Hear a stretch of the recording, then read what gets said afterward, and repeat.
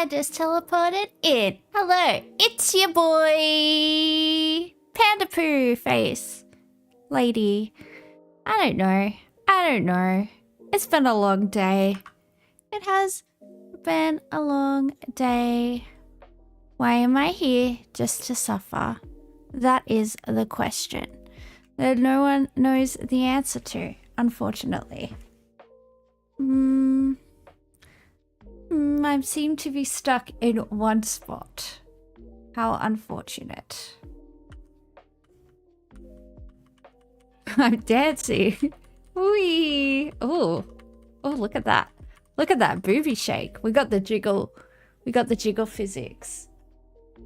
Oh, yeah. It's time to go to the club. It's time to go to the club. It's a cool name, Max Dragon.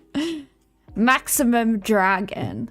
Turn the dragon up to full blast, guys. Crank the dragon.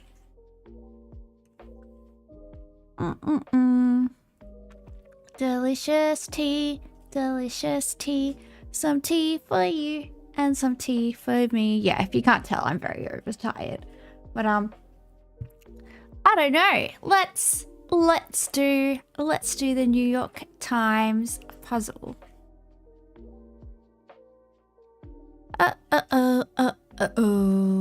do we do it? We do it like this. Yada yada yada yada. There we go. There she is. There she is, the beautiful New York Times thingamabob. You're the only South African to be here. Well, so far, we've already had a South African with us today. I think Defect was here this earlier, was he? I can't remember. I'm getting today and yesterday mixed up, I think. I was going to say today and tomorrow, and then I was like, no, tomorrow hasn't happened yet. I don't know. It's... People don't know how hard it is to be a panda in the panda world, all right? We got the letter D, the letter E, the letter I, the letter N, the letter G, the letter H, and we have to use the letter V. I see the word divine. Divine, darling. Ooh, it's a real word. Are you remembering the future? Possibly. Possibly. See the word hive. Oh, we almost had hive mind. That would have been good.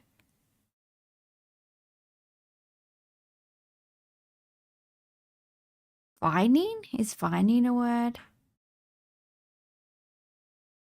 No.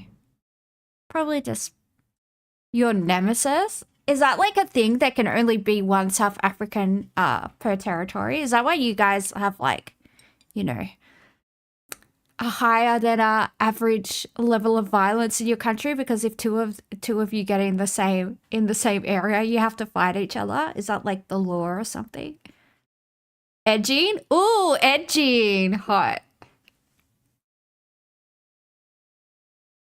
Oh no, there's no V in edging. There's no V in edging. God damn it. I got so excited. I was like, ooh. Ooh, ooh, ooh. We can have giving.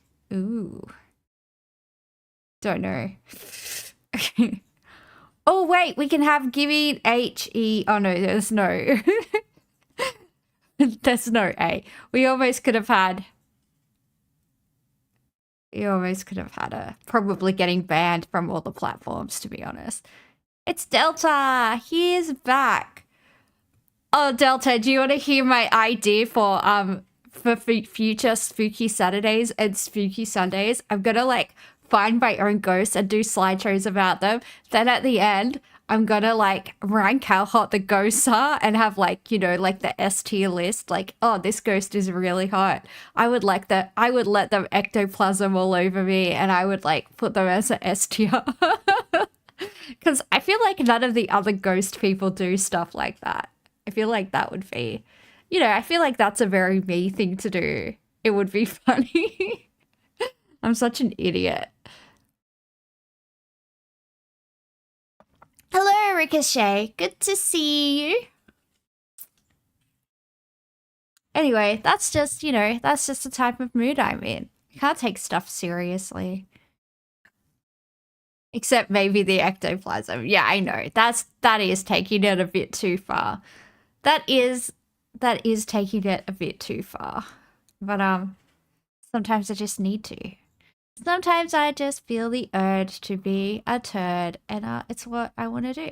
Hairstyle made popular by the Beatles are the bowl cut. I feel like they all had bowl cuts, but it's probably not called that.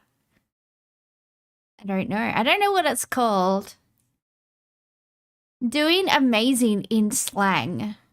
I don't know. I've never done amazing at anything. I don't. Doing amazingly in slang. I don't know.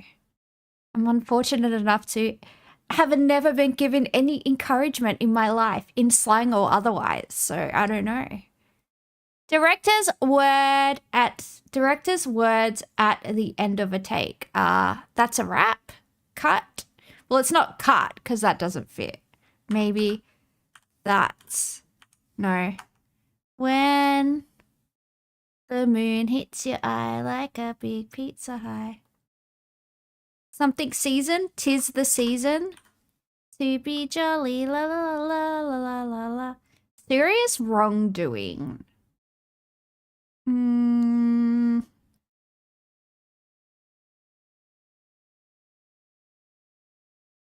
Bad? I mean, sure, why not? Sin? Alright, sin. Let's go for sin. Camera attachment. Lens? I don't know. It doesn't fit. I don't know. Spice in a pumpkin spice latte. I feel like that's like cardamom or something. That doesn't fit, does it? I don't know. Turmeric. Pepsi. Come down to earth. Autumn? Autumn's not a spice, it's a season. But okay. Oh, is that what they call the spice blend? I got you. I got you. Hello, Dango. Hello, Kylan. Welcome. Welcome. Come down to earth. Fall? I don't know. You could fall. You could plummet to the ground and crack your skull open. Juicy, juicy, juicy. How am I today? I'm alright. I'm okay. I had a nap. Today. I didn't really end up eating anything. I had like a potato cake because my friend bought me a potato cake back from the shops. So I had a potato cake, but I didn't really have anything else. I think I had half an onion ring, and that was all I ate. So probably not good. Probably should have eaten, but I did not. Yellow creature in Despicable Me. Isn't that a minion?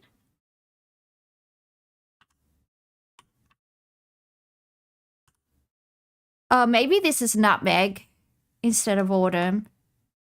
Need more nutmeg. Oh, shit. Please help me. I have problems in my brain.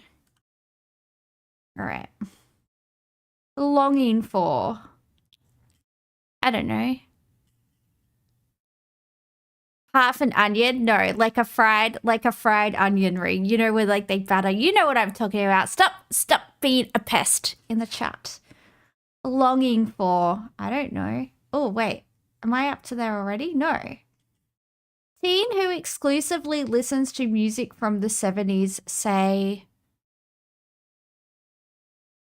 what?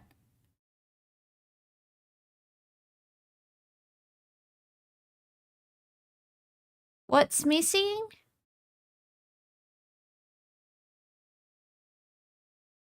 What is missing? 6D is missing. Oh, longing for, you're missing someone. I was thinking like the act of like disappearing or vanishing. And I was like, oh. Sure. Okay, 6. 6 down, longing for, missing.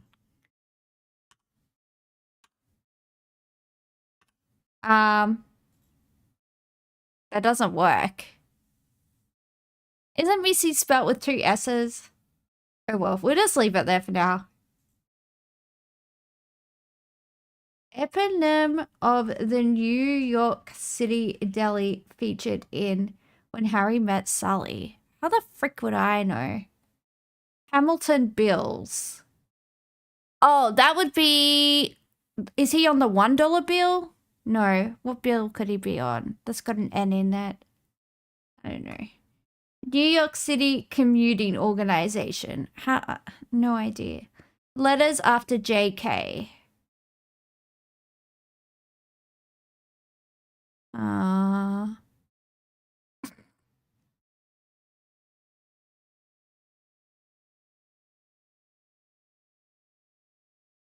Yeah. This is hard.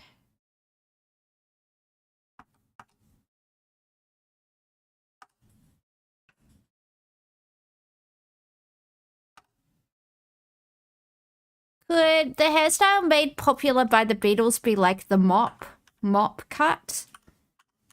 Let's try mop cut. I feel like it looks like a mop.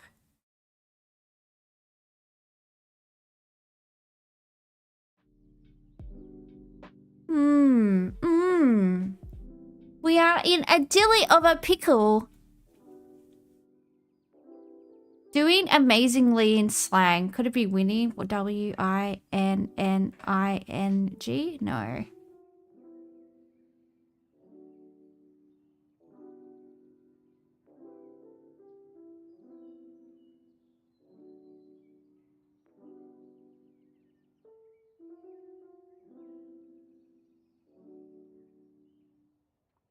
Come down to earth. Let us after just J. The only thing I can think of is oh my god. Like OMG. Just kidding. OMG. Do people say that? Do people still talk like this? I have amazing genes. Why? I know everyone's like going on about the eugenics message in like Sydney Sweeney's ad, but I'm like, why does she sound like she's working for a sex, like a phone sex line, and she's trying to sound like she's touching herself when she's clearly not? That's when like you're trying to pretend like you're, you know, oh yeah, I can't wait to see you. Like, ew, stop it.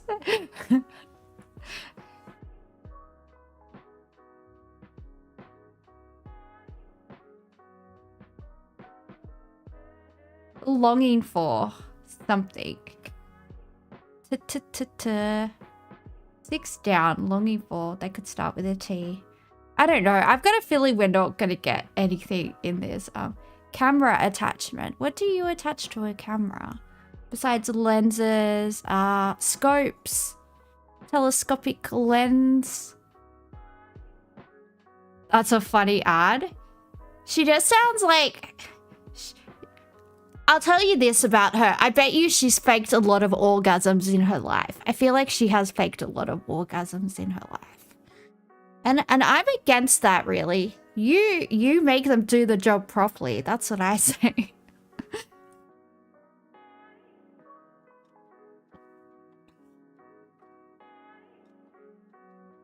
Doing amazingly in slang. Director's words at the end of a take.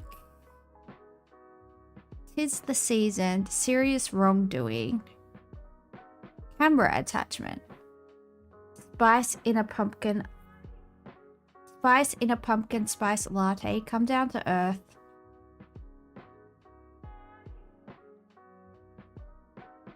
Teen who exclusively listens to music from the 70s say... it got into my parents' record collection. You're surprised that people called her a Nazi? I don't know. I feel like she's just super fame hungry, and she probably thought there was gonna be like some type of outcry, but she's just like, look at my boobies, guys. Look at them. They talk like this. Am I touching myself? Nobody knows. Like, ooh, stop it. You think it was for the outrage attention? It 100% was. It was 100% was. She just... Well, I've only heard the first sentence of it, and I couldn't handle, like, the fake, like, ooh, am I touching myself? Anna, you'll never know. The vocal fry, like, the vocal fry was literally like this. I have amazing jeans. Like, ew, stop it. Stop it. Opposite of thanks in texting. Opposite of thanks in texting. No thanks? I should make a short with that voice. Yeah, I think I would get some of the wrong people hanging around. Oh, okay. Well, I just write whole words when I text. Does that make me the weird one? Probably. Behavioral quirk. Tick. I think that's a tick. Behavioral quirk. Tick, maybe? I don't feel like we're gonna get any of these unless we cheat, to be honest.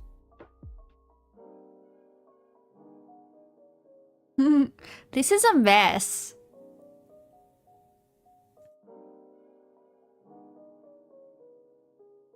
Oh, no thanks could be please. That's a good idea.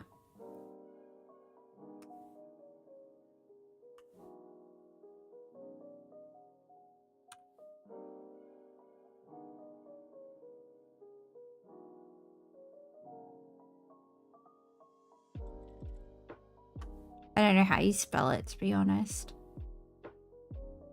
Tournament favorite. What's a tournament favorite? You guys should know this. You play lots of stuff.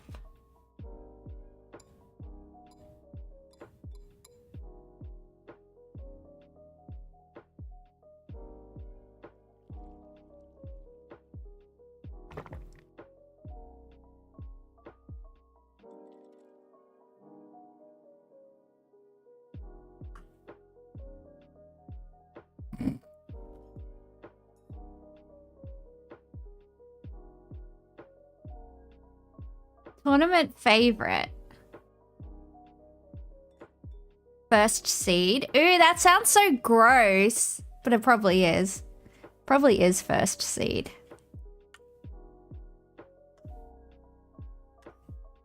No, it doesn't fit.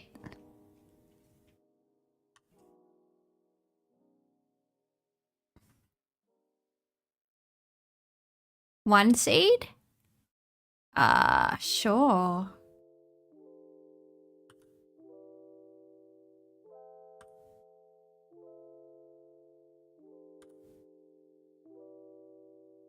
I mean, that does fit.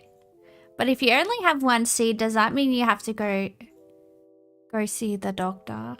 I don't know. I don't know how that works, to be honest.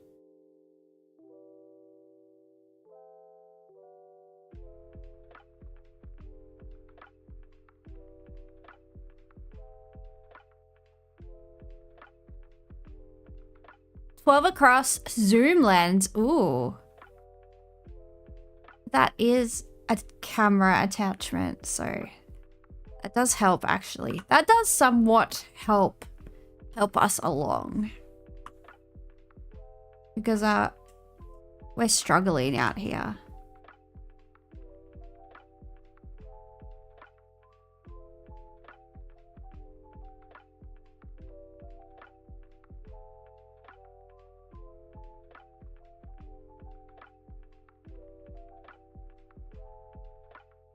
What's 7 down? Okay, well, we're still not gonna get that. Eponym of the New York City deli featured in When Harry Met Sally. 7A, killing it. Ooh, doing amazing in slang.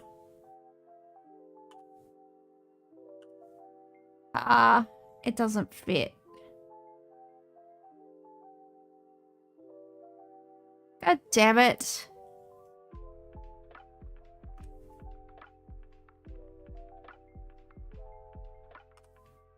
That was a good, that would have been a heaps good guess though.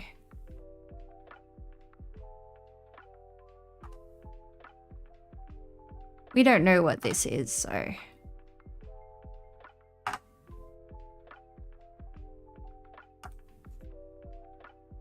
Longing for. Pining? Maybe it's pining? Could it be pining? That fits. Pining for somebody, but then that wouldn't make any words, would it?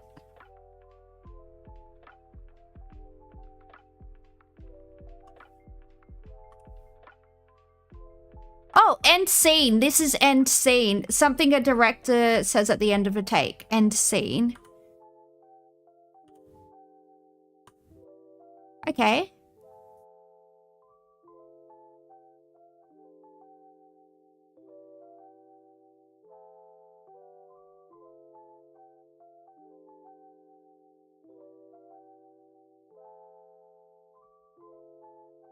Maybe it's killing it, but spelt like... I reckon it could be. Because if Hamilton's on a $10 bill, then... Excuse me, sir. It could be like spelt informally, right? Because it's killing... It says that it's informal. I reckon that might work. I don't know. I'm just,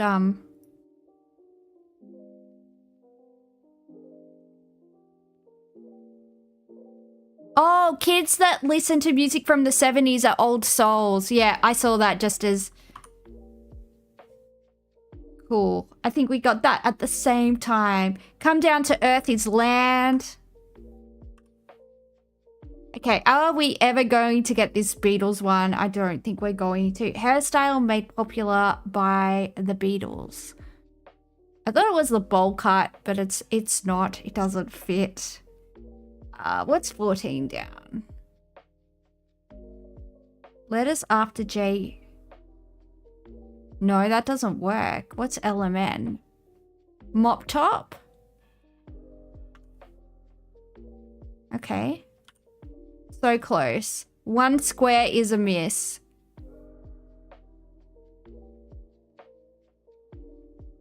One square is a miss.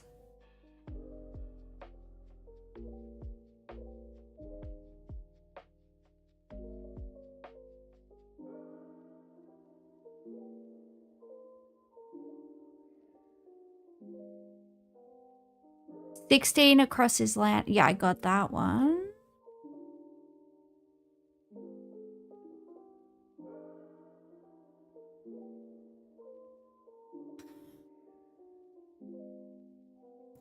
Cats doesn't seem like a word. It's the name of a deli. Eponym of the New York City deli featured in... I know it's a romantic comedy, but When Harry Met Sally, I don't really watch like American rom-coms. I only watch Korean ones because everyone is, you know, I don't know. They're just... I wouldn't watch romantic comedies that weren't Korean. It's, you know, that's what I'm saying. So yeah, I don't know.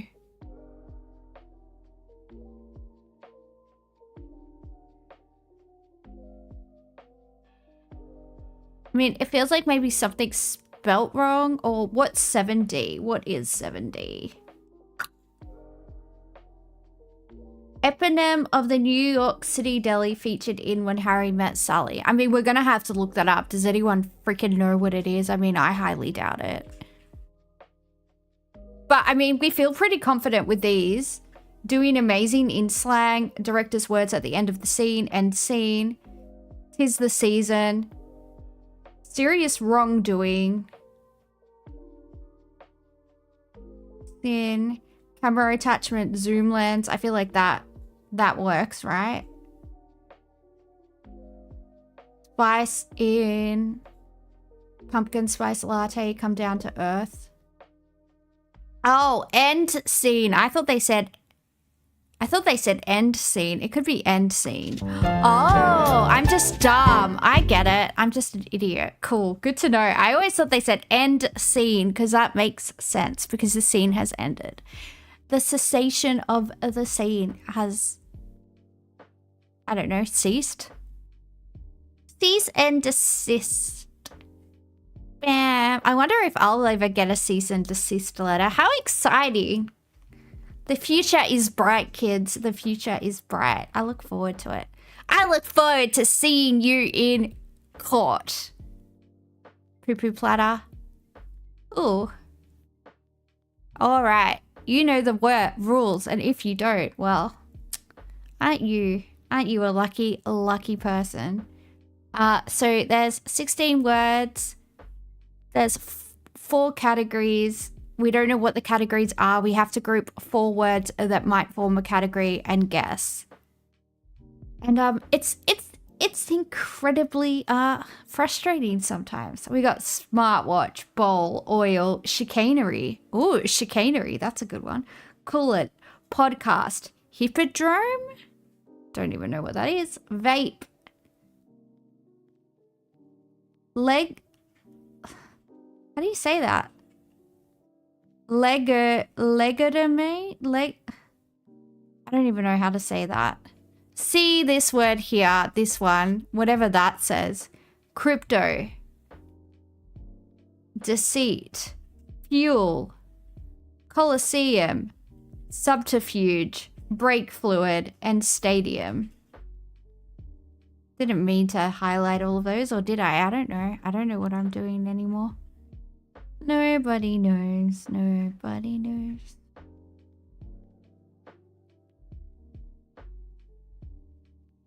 Hippodrome is the Greek Byzantine word for an arena. Ooh. It's a U-shaped coliseum. Chariot racing. Hot. Chariot racing seems like a hot spot. I would watch it. I would watch it. Chicanery, deceit. Chicanery, deceit.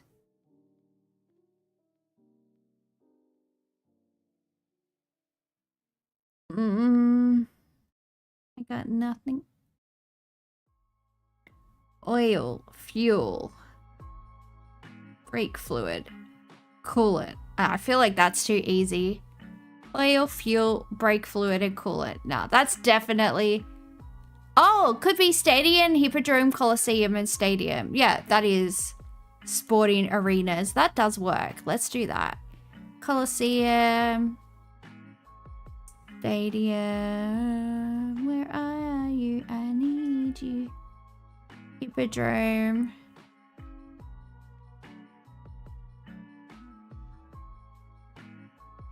Hippodrome. Stadium. Stadium, Hippodrome, Coliseum, Stadium. Oh, you put Stadium twice. That's why I'm confused.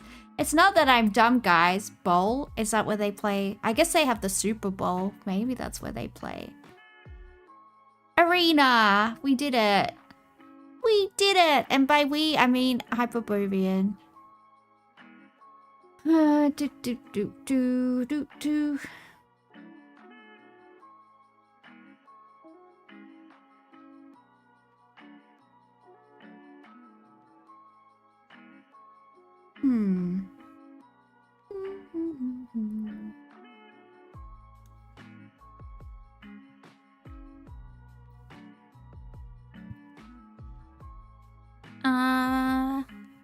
don't know. I am confused. Please help me and my small brain.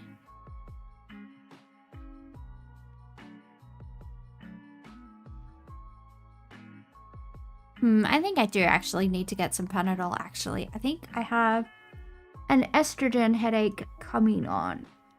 That's what it feels like. Feels like a hormonal migraine starting to creep in. Do I have any Panadol on the desk? Somebody help me. It's so hard to be me.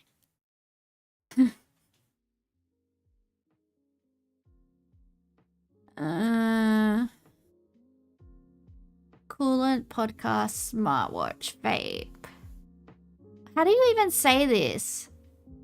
Legurd Emain. Legurd Emain? Legurd Emain? What is that? Hang on, I'm just gonna take some Panadol. Some kiddo paracetamol before my little brain explodes.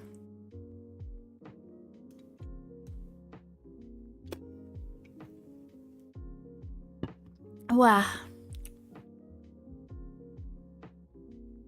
'Tis the time of the lunar cycle, I guess.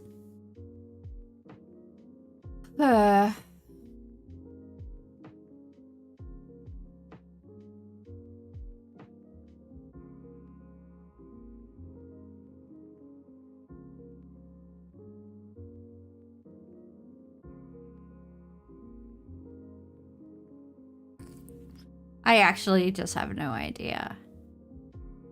Is my Pisces in retrograde? I'm not sure. My uterus lining is shedding, if that helps.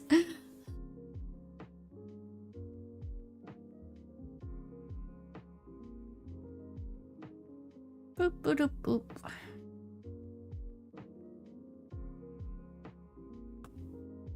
Oil, brake fluid, fuel, and coolant. I know it's not going to be that because it's too easy.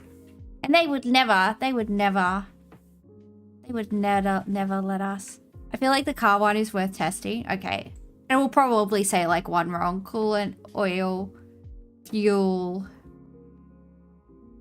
brake fluid.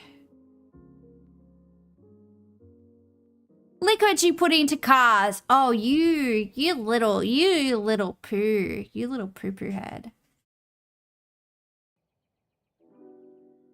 Smartwatch. Crypto. Nah. It's Friday at the New York Times. It is. They want to go home. They want to go home to the missus or go out to the pub, get some dudes or some chicks, depending on which way they swing. Maybe both. Hey, it's a party. Who am I to judge? Chicanery, deceit. Ah, I was looking at chicanery and deceit, but I couldn't find the other two. Deceit, subterfuge. What does this word mean? This word that I don't even know how to say.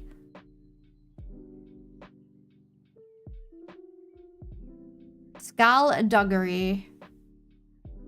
It's cooking the books. Oh, just like the Melbourne Storm. Just like the Melbourne Storm. Don't think I'm ever letting it go, Melbourne Storm. I've got my eye on you. This Islander lady at the Coles, she asked me if I support the Melbourne Storm, and I always bit her head off. She's like, oh, do you support the Melbourne Storms? And I was like, no. Are you kidding me? I'm a Parramatta supporter. They stole our premiership from me. And she was like, oh, my friend's son plays for them. And I was like, oh, that's nice. But no. The answer to that question is no. I am sorry. You seem like a nice lady, but she was just like some innocent lady from New Zealand working at Coles, and I was like, I don't know. I think because I was wearing like a rugby league jersey. I think I was wearing like, you know, either like a New South Wales scarf or like a New South Wales whatever. I was like, no, I do not. No, I do not. How very dare. How very dare. How dare you put that out into the universe. It is offensive to me and my people. Smartwatch, crypto, vape, and podcast. Things fuckwits do. I don't know. Modern inventions. Close enough. Do-do-do-do-do-do-do. It should give us music for this one, because this is like the hardest one.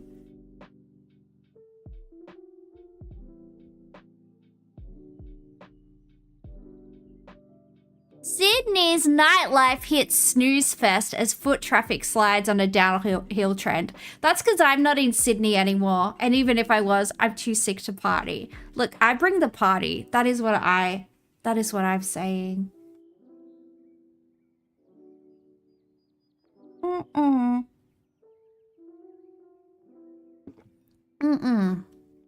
Delicious cold tea. Just how we love it. Let's see how dead Sydney's nightclub is. I only ever go to pubs now. I only ever go to pubs. It's yeah, just not about that life. It's not about that life, guys. The body cannot, I can't believe that I used to go clubbing from 9 p.m. till 9 a.m. wearing like stilettos or like platform knee-high boots and just actually just dance. And a lot of the time, not even on any drugs or anything, just maybe like whatever drinks some desperate men bought me. I was like, cool. Oh, also at this club, this goth club that me and my friends used to go to, it was the main club that we would go to. We would go to like this EDM club called Subbies in Sydney before we went out to our club, because our club opened later. So we would go like dressed in goth clothes, and I would always go to see like my best friend Oscar, because I love Oscar. Oscar is a beautiful boy, and we do love him. I stole him from my first boyfriend. So the guy that I dated in high school, when we broke up with each other after like 4 years, I took his 2 best friends because they decided they liked me better. They were like, nah, we're gonna be your best friends. And that is how my beautiful Oscar became my best friend forever. Anyway, I would always go and see him, and then all these like all the guys that are into that music, they would like look at you and be heaps confused, but they would like be like, oh, I'm into it, and they would still like hit on you, because at the end of the day, everyone likes a goth girl. I have to say, it's a universal thing. But at our club we used to go to, our like goth metal club that we used to go to, they didn't like play exclusively metal. They used to play like a lot of Smashing Pumpkins and like a lot of Placebo and like Deftones and stuff like that. But the DJ there, he was like absolutely obsessed with me, and he used to give me all these free drink vouchers, so that was cool. And he always used to play like the songs that I like, probably just so he could see me dance, because he's a perv. But it's okay, free drinks and a song that I like, so that's good. We like it. It is good. Sorry, I just moved my mic. I was just looking at my levels. They're a bit dodgy. All right, hopefully that sounds a bit better. Let's go. Let's look at Sydney nightlife and why it's dead. Because I left. That's the answer. I left Sydney and everything went downhill. Efforts to revitalise Sydney's nightlife aren't working as well as the government hoped, with venues still struggling with the after effects of COVID, higher cost of living and lockout laws. New data paints a bleak picture, with foot traffic on a downward trend. Once a city that kept us up, Sydney's nightlife has hit snooze as iconic hotspots go under one by one. It's been a tough decade for venues. We've lost hundreds of venues. This could get worse before it gets better. New data shows repeat customer numbers have dropped in all 13 nightlife precincts, some as much as 24% year on year. Oxford Street East falling 17%, King's Cross 19%, No, Crown not the Street Cross. 20%, Chippendale 22%. Driving that slump, cost of living struggles. How often would you go out to a nightclub? Once in a month. Where people would go out, twice or 3 times a week, they're now only going out once a week. It forced Shadi Ghazami to shutter his venue, The Carter, a year ago. I think I don't even know biggest where thing that has is. been the work from home, people not coming back into the city, traffic is down. When he opened Zappy, Kaza says the few times you've been in Sydney, there was barely any nightlife, but that was 2 to 3 years ago. Yeah, I've only been to Sydney like twice in the last 2 to 3 years, and I definitely was not going out at night. I just stayed in a hotel, and I went to a wedding one time. I went to my friend's wedding. I suppose that was a night out. That was a wild wedding because it was a Penrith wedding in the Rocks. So we were in the Rocks. It was this very expensive venue, open bar. So it was a bunch of like Penrith. If you know Penrith, it was also the week of the grand final. So it was like Penrith supporters, drunk Penrith supporters. A lot of if you catch my drift, I went to use the toilet, and I was going to use the disabled toilet because it said it was vacant. I opened the door and there were like 9 dudes in there, partaking in some recreational activities, and I was like, yep, here we go, and it was yeah, by the end of it there were just like all these barefoot people in like really fancy dresses walking around, and I was like, yeah, this is so Penrith. This is so Penrith. Just 9 guys hanging out. Well, look, if they were having like some type of like human centipede situation, I would judge them less. I just think cocaine is the lamest drug. Oops. I went to all that trouble to avoid saying it, and then I said it. Somebody help me. Thank you for following Wafflecraft. We do appreciate it. He knew he had to create Oh, you thought it was... an experience to get people coming back. Not running it as a nightclub, just kind of looking overseas to Europe and bringing in a supper club vibe where people can come, have dinner and spend the night here and have a dance.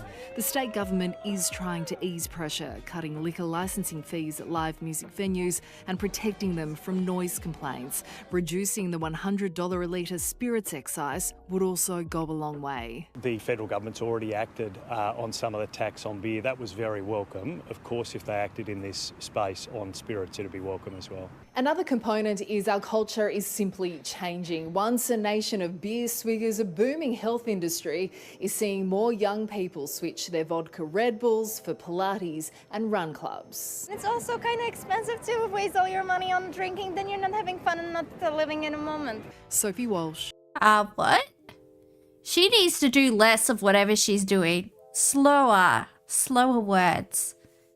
Slower words. Alcohol is so expensive. Even drinking at home is expensive. Just invite people to my house to consume alcohol and yell at the TV together. Let's do that. 9 News.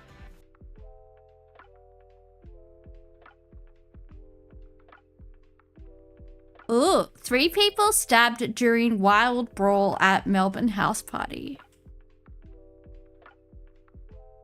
3 people have been stabbed and a short stay property trashed during a wild brawl at a house party in Truganina. A gang of knife-wielding men... Where is Trugga? What was that place? I don't know every place in Melbourne, so you guys are gonna have to help me. Out west? Huh. I'm west, and I don't know where that is. I guess I should pay more attention. Although I guess I'm like technically in a west, so I don't know. Stormed the home, the extreme violence leaving nearby residents living in fear. Jack Ward has the story. A birthday celebration turns into a crime scene. Jeez.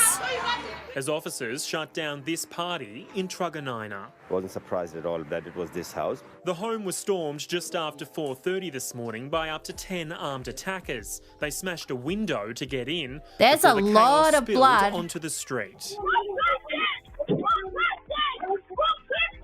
2 men were taken to hospital with stab wounds. A third ran away while paramedics were trying to treat him. The crime scene was quite confronting. There was quite a bit of damage. Oh, it's near Hoppers. Okay. It's near Laverton and Hoppers. Got you. I know where those places are, at least. Significant amount of blood. The 2-story accommodation has been listed on Booking.com and other online platforms for several years. But why would you book an Airbnb there? Like, if you're going to have a party, surely you would, like, have a party in the city or something so you guys could go, like, you're going to have kick-ons at the place after you go out in the city. I don't know. That's just, like, just for me, if I'm probably cheaper, yeah, it would be a lot cheaper. But I don't know. I guess if you're just having a party, but for me, I like to, like, go, somewhere, like, in the city and then like have kick-ons afterwards. Just my personal preference, I guess. Neighbours say they're fed up with the parties, loud music and violence it attracts. I feel for these houses here because they have to go through this. Imagine getting stabbed in the middle of a game of Uno. Did you see the Uno cards, the blood-covered Uno cards strewn across the floor? What the heck? Maybe he like reversed Uno'd the wrong guy. Pretty much every single weekend. We as neighbors, we keep on discussing like how we can get rid out of it. They supposed to have 2 adults and no children. But it seems that was a lie. People are not telling the truth, what they booking and what they booking it for. The owner was allowed back inside to assess the damage. He has blamed the booking platform's policies. We don't know anything because it's the privacy. So they can't provide this privacy to us. With broken glass strewn across the property and bloody... So all those people were minors. See, I would have thought all those people were over the age of 18. I'm so bad at guessing how old people are. I can't tell. I honestly can't tell if 20 or 40 sometimes. It hurts my head. It absolutely makes my head spin. I don't know what's going on. Keeping a house on Airbnb is easy for big holders to still make money while effectively keeping it off the market. Oh, I know, it's disgusting. 100% it's drugs. It seems like it would be drugs. It seems like it would be drugs. Because something like that violent and like that extreme, it's either over a girl or it's over drugs. It's either like someone, you know, being extremely possessive or something where there's a lot of money involved, and that would, young people and lots of money, the only thing it would probably be is drugs. It doesn't seem like a chick thing. Footprints from the front door or a dude right thing through to the back door. Owner Aga has been left with little option but to take this property off booking.com. He's now left with many questions, including how much it will cost to get this place back up to spec. It's a very, very annoying for the house owners because it's a huge damage. It's $1 million property. And Jack Ward joins us from police headquarters now. Jack, these gang members are still on the run. Police are hunting for between 8 and 10 members tonight, Pete. Investigations are going on into this crime, and they have so far found that there are between 8 and 10 members. Meanwhile, we do know that the 18 and 24-year-old in hospital, they have both undergone surgery today. They are improving, but are still not in a position where police are able to speak to them. Detectives will do so once they improve. As for that other man, he is yet to be found. He also ran off after police arrived on scene. Police are still looking to locate him. Pete? Thank you, Jack. Jack Ward reporting. Well, I mean, good luck with that, I guess. Good luck with that.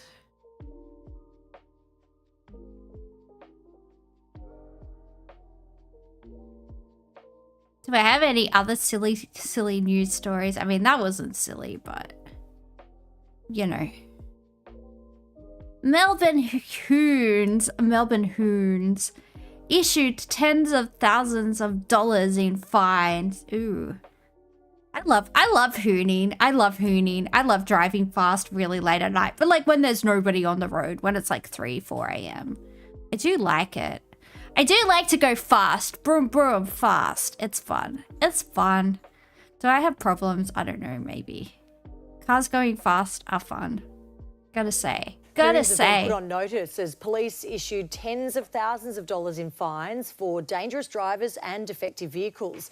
The crackdown follows a spate of illegal car meets in the Dandenong area. Gillian Lanturis again. From souped up Commodores to modified Fords. If your car's been illegally tinkered with, or you're doing this, Victoria Police has their sights set on you. If you attend these events, you will be spoken to by police. This man's vehicle was deemed too unsafe to drive and had to be towed. Found with no brake pads and lowered, it'll be a costly repair. I think they're pointless. I think they're unfair on people that are car enthusiasts. Police issued more than 160 letters to people summoning them to Dandenong. They're suspected of having defective cars or being involved in hoon meets across the southeast and along Chapel Street. I think they have hoon meets at the kebab shop, at a kebab shop near where I live, because I always I always see a suspicious amount of like Nissan Skylines, Subaru Impressas, all those types of cars. I definitely see a lot of like hooning cars and a lot of like Japanese cars that you know have Japanese plates and have definitely been modified, and it's on the Princess Highway. And yeah, it's usually Vietnamese and Lebanese guys, and there's heaps of them, and they all meet up there. They grab a kebab, and then they drive off, you know, with the with the V8s revving and they're off and they're, you know, it's they're definitely, you know, doing some stuff I would have liked to be a part of a few years ago, let's just say. I would have enjoyed that. I like to be a scrub and sit in the passenger side of my best friend's ride. Including this P-plater. Started spinning around in circles and then, yeah, we just jetted. We're like, nah, this is no good. But no zoom zooms for me. This driver's car was apparently in the wrong place at the wrong time. The kids sometimes drive it, my ex-wife drives it, family members drive it, and it's been caught somewhere that it shouldn't be apparently. Are we blaming the kids or the ex-wife? Ex-wife for sure. These hoon events are extremely dangerous and extremely concerning to us. Love or loathe the police operation, their objective is clear: to get dangerous vehicles like these ones off the road and keep the community safe amid a skyrocketing road toll. So police don't have to knock on the families' doors and inform their relatives and loved ones that they won't be coming home. Gillian Lantouris, 9 News. Road between Richmond and Kew is great. Yeah, my Vietnamese mate took me for a ride in his car around there. I think it was like about 3:30 a.m. It was a lot of fun. It was like 3:30 a.m. on a Friday night. He was like, "Hey, Panda, you want to go for a drive in my new car?" And I was like, "Yes, yes, I do." And yeah, we were at a party at his place, and I don't know. He just sensed it. He just felt it in his bones that I would enjoy that, and I did. It was fun. It was fun. I did have a fun time.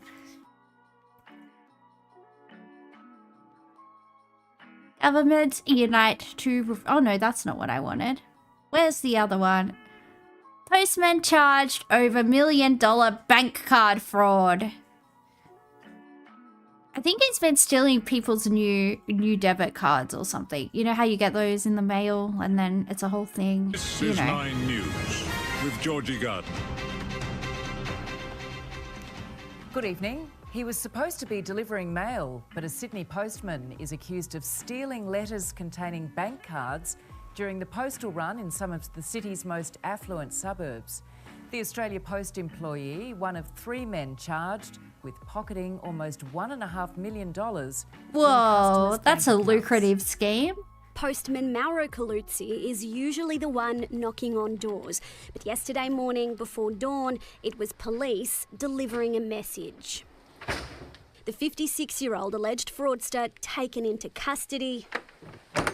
And the police raids didn't end there. Officers also stopping by a second Rockdale address and one in Roselands, arresting Ashish Tamrakar and Ibrahim Abbas.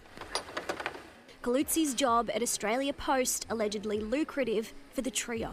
By removing that person from the postal service, we've cut the head off the snake.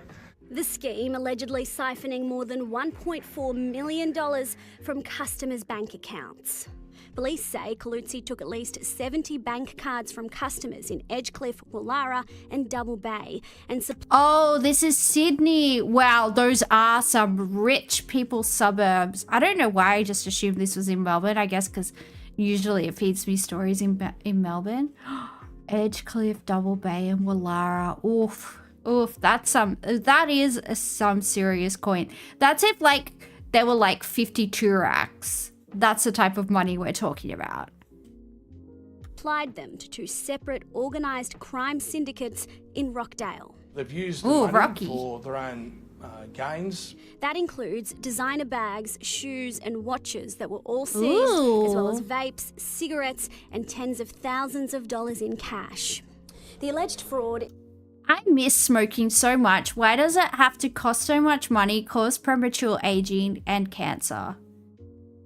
Oh, I miss smoking. Smoking was so good. Smoking was so enjoyable. Come back to me. Isn't as complex as you might imagine. Police allege Caluzzi would simply feel an envelope like this until he found one containing a card. Australia Post have been very cooperative with police and they're doing their own internal investigations looking at any vulnerabilities within their system. Police think this is just the tip of the iceberg and they're now working with Australia Post and several banks to determine how many people are impacted, It could be several hundred. We expect the value of 1.4 million to increase dramatically. The advice tonight, if you live in those areas, check your bank account for any unusual transactions. Massilia Eiley, 9 News. Those people wouldn't notice any unusual. If they just saw Louis Vuitton, they would just think their like daughter went to Louis Vuitton and bought herself a new handbag, or the missus just bought herself like a new pair of like shoes from Prada or whatever. These are people that wouldn't notice, you know. These are people that have like $20 million houses. I'm not even joking. Like the wealth in those suburbs is absolutely insane. It's only a problem because rich people got robbed. Yeah, if it was anyone else, they wouldn't bother investigating it, I don't reckon. It's pretty easy to tell a letter contains a card by touch. Yeah, no, you can definitely tell. And they usually don't say who it's from, and you can feel the card. Because even when you get a new license in the mail, it won't have like, oh, it's from VRoid or it's from like blah, blah, blah, blah, blah. They'll like sort of have it. So like there's a return address or whatever, but it's not obvious, you know, that it's from Combank or it's from yada yada yada. But yeah, you can tell when there's a card in there, you can feel it. Because if I get like a letter and I'm like, oh, what is it? And then it's like, oh, that's right, my old card expired, or like I got a new license or whatever it is. Historic reforms for childcare centres across the country have been agreed to by both sides of politics to better protect our children from predators. Ministers from all levels of government gathered in Sydney today to discuss a raft of changes, from security camera surveillance to banning mobile phones. Childcare has been in the news for all the wrong reasons. This morning, a Melbourne childcare worker charged with more than 70 offences. Today, the government trying to change that. And we've all got to step up here if we're serious about keeping our kids safe. Education ministers from across the country putting aside any differences. They don't give a damn about the difference or the breakdown or who's responsible for what. They just want their kids to be safe. Many families are feeling really anxious and really worried about the safety of their children. From next month, mobile phones will be banned in all centres. In October, CCTV cameras will be rolled out in up to 300 centres. The CCTV is the most important thing, I feel like. And not letting workers be alone, unsupervised with kids is also another really big one. With help from a $189 million federal government commitment. Then next... Like, I'm a social worker and I don't interview kids alone. I always have somebody in the room with me when I'm alone with a child. I mean, alone as in like, you know, the police or the parents or whatever aren't there. And I'm like, you know, interviewing a child about, you know, usually some not so great stuff. But yeah, you always have another person there. If anything, just to make sure like everything's going, like, you know, everything's above board. It's just so bizarre that there's anybody that's allowed to be one-on-one with children. Year, a national educator register will begin to try and prevent potential predators from training to better identify suspicious behaviour. Is it everything that we need to do? No, of course it's not. But it's the next thing that we must do. Questions, though, over why the changes took so long when some were recommended a decade ago. More children have been harmed than needed to be harmed because we didn't act early enough. It's great to have a meeting. Well, you know what I couldn't believe? I just assumed all these people would be mandatory reporters, right? I just assumed 100% of all of these people working in this sector would be mandatory reporters. And apparently they're not. Like, ever since I finished my first like university course, my first tertiary qualification that I have been a mandatory reporter. And it just blows my mind that in some states and territories, you can be qualified to work with children and not be a mandatory reporter. What on God's green earth is that? That's absolutely insane. That is so insane. Oh, hello, Sib Sivbez one, good to see you. Sorry, I'm bad at reading. I have the dyslexias, and and I'm just a bimbo in general, really. It's great to agree, but these measures need to be in place as a matter of urgency. We will keep working to build that trust, to keep that trust, and to be worthy of it. Work on these changes begins immediately, with providers saying they're meeting with government officials as early as next week. For parents and their kids, though, it can't come soon enough. Amanda Kopp, 9 News. A member of the Defence Force is tonight behind bars, accused of possessing extremist and child abuse material. Uh-oh. The 25-year-old man was arrested just outside the Army barracks in Sydney's southwest. Alex Heinke joins us from Holsworthy. And Alex, how did this come to light?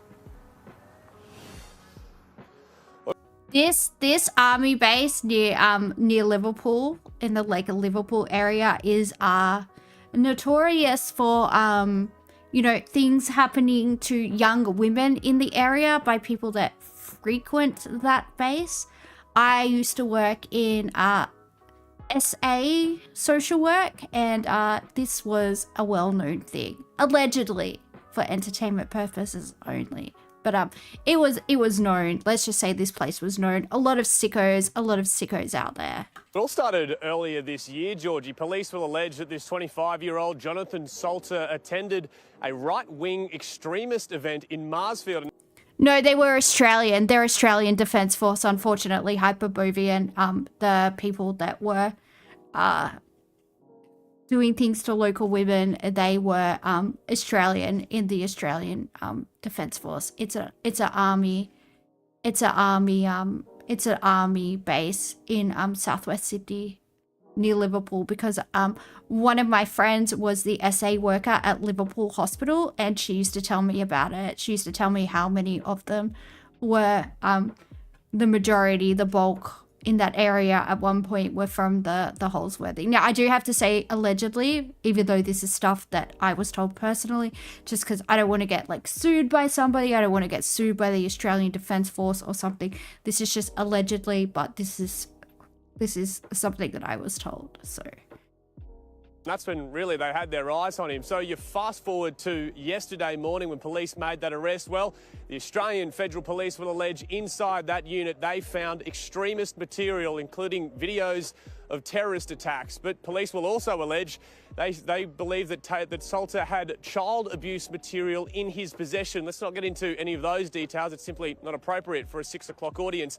But we can tell you that he is a member of the Australian Defence Force. He's in the Army and he's based right here at the Holsworthy Barracks. Georgie, he won't be coming to work, though, for some time. He didn't put an application in for bail this morning in Liverpool Court. Yeah, I think him being a kid diddler is probably a little bit worse than being a Nazi at this point. I mean, it's they're both, he was obviously a piece of shit. He took the two worst things he could be and combined them. Yeah, pretty messed up. And will remain behind bars at least for the next month until his next court appearance. Alex Heinke, thank you. A 73-year-old man's been fined for negligent driving after a minibus crash in the Hunter Valley last month. The driver and his 5 passengers... He'd probably been hitting the wineries. He's probably been driving his family around the wineries and, just having a little tipple at each winery he went to, and neck a minute, wasted. ...were heading to a wedding when they crashed on Mount View Road, sending the vehicle 40 metres down an embankment. All those on board have since been discharged from hospital. A man's been charged after a delivery rider was stabbed with a screwdriver earlier this week in Ultimo. Police say the 24-year-old was pushed off his bike and stabbed more than a dozen times. 31-year-old Dale Gibson was arrested in Camperdown yesterday and then refused bail. The victim remains in hospital. 2 men have been arrested over a deadly pub shooting at Forest Lodge last week. Police seized drugs and an iPhone-shaped air gun during raids in Fairfield West. The shooting is believed to be linked to Sydney's underworld. Both men... My grandparents used to live in Fairfield West when I was a kid. I'm so gangster. I grew up in the most gangster suburbs, I have to say. I'm pretty gangster. Don't mess with me, guys. I might be small, but I bite. Chomp chomp. My mum grew up in Fairfield West, and my grandparents lived there when I was little. It was fun. Have been denied bail. Finally, after days of relentless rain, Sydney is in for a drier and warmer weekend. But the State Emergency Service is tonight warning the flood threat from swollen rivers will remain for days. Too much rain, no more room. Floodgates of Warragamba Dam roaring open, a well-timed school excursion for the controlled release after days of downpours. The peak spill rate, 15 gigalitres per day. That's 15 billion. When you go out to Warragamba Dam, like to the valley, you have to go out to this place called Wallacia. And there's a fruit and vegetable shop there called Smashing Pumpkins. Yay! And I have been sent so many photos of that fruit and veggie shop because, like, it's my favorite band. And so whenever anyone goes there and they see it, they send me a photo of it. And I don't know, it makes me happy, and I like it. I do like it. Litres, triggering a minor flood warning for the Hawkesbury Nepean. Any rain actually turns into flash flooding or gets into the rivers and makes the rivers respond quickly. Gunnedah in the northwest slopes expecting Gunnedah. moderate flooding tonight along the now rising Namoy River. In the city, a blink of baby blue before rain wrapped in fog quickly took over. The sunshine hiatus leaving sporting fields soaked, this one at Carlingford now a pool. When weekend sport will return, anyone's guess. Local clubs frustrated with councils still charging them while blocking them from playing on. Last year was about $20,000 because of wet weather closures. The great thing would be is if they actually started being proactive and putting in proper drainage. Waterlogged turf. Moore Park Tigers. Just so you know, Moore Park is a really, really rich suburb. I'm like, why is this lady with this weird accent whinging? Oh, because she's rich. I understand. Prompting calls to ditch real grass for the synthetic alternative. There isn't enough synthetic fields around to deal with these waterlogged ovals. But friction burns, higher operating costs and microplastic pollution are among many concerns with AstroTurf. Though it's lighter than yesterday, the rain continues. The ground is soggy, but the horses, they're still running. The races... Moore Park is where the SCG is for people that aren't from Sydney and might not know. It's like where the SCG is, so I don't know. It's if you know where that is, but that's my best description. The Sydney Cricket Ground, yeah, the SCG. You have the MCG, we have the SCG. I alternate between saying we for Melbourne and we for Sydney. You know, I'm just a girl torn between two cities. Who will win? Who will win my heart in the end? Only time will tell. Well, if I win the lottery, I could definitely move back to Sydney. Let's be honest. Here at Randwick, still going ahead tomorrow. Hayley Francis, 9 News.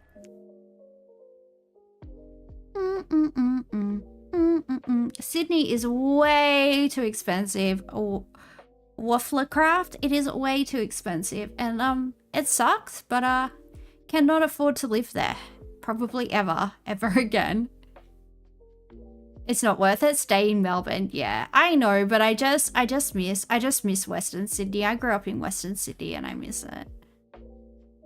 Free tram line goes hard. Yeah, it's pretty good. I live in an inner city suburb in Melbourne, and I could definitely not afford to do that in Sydney. Like, there's no way. I wouldn't even be able to afford I could afford to live like outer west. Like, I could definitely afford the Penrith area. I could definitely afford like Livo, Campbelltown. I could definitely afford those suburbs, but I wouldn't even be able to afford like the area that I grew up in, like the Marylands, Granville area.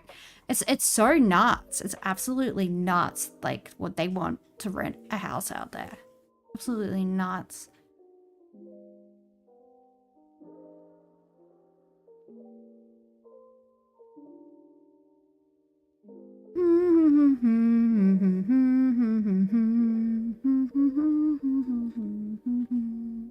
should we get on to our favorite man and the man of the hour? You in Sydney, Wafflecraft? You were comparing a few years ago and it was like Penrith in Syd and Kensington in Melbourne were comparable. Oh yeah. No, it costs the same amount to live in an outer suburb as it does to live in like a nice inner city. You're in Canberra right now, but you lived in Sydney. Ooh, where did you live? I miss Sydney so much. It's such a pretty city, such an overpriced city with no nightlife, but you know, she's mine. I love her. Sounds like I'm in an abusive relationship with Sydney, and I kind of am. Eastern suburbs, ooh. I lived in Potts Point when I was at uni. I lived in Potts Point when I was like from like age 18 to like, you know, when I was older, let's just say. See, listen. Podcasts, radio, news. Hey, what is this? Did I click on the wrong one? Why are you advertising your podcast? Is this a podcast? Oh, it is a podcast. It's an excerpt from a podcast. I should read things. Thought it was a video. Well. How the turntables.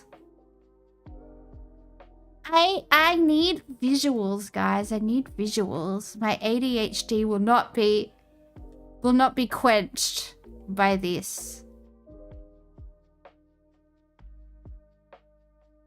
We already watched a video about that actually. News.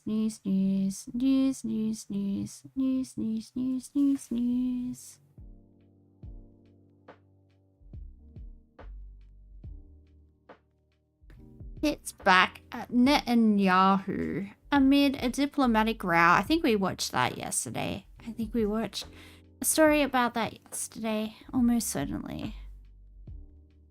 The Israel aggressor news is going wild. Yeah, it does seem to be. It does seem to be.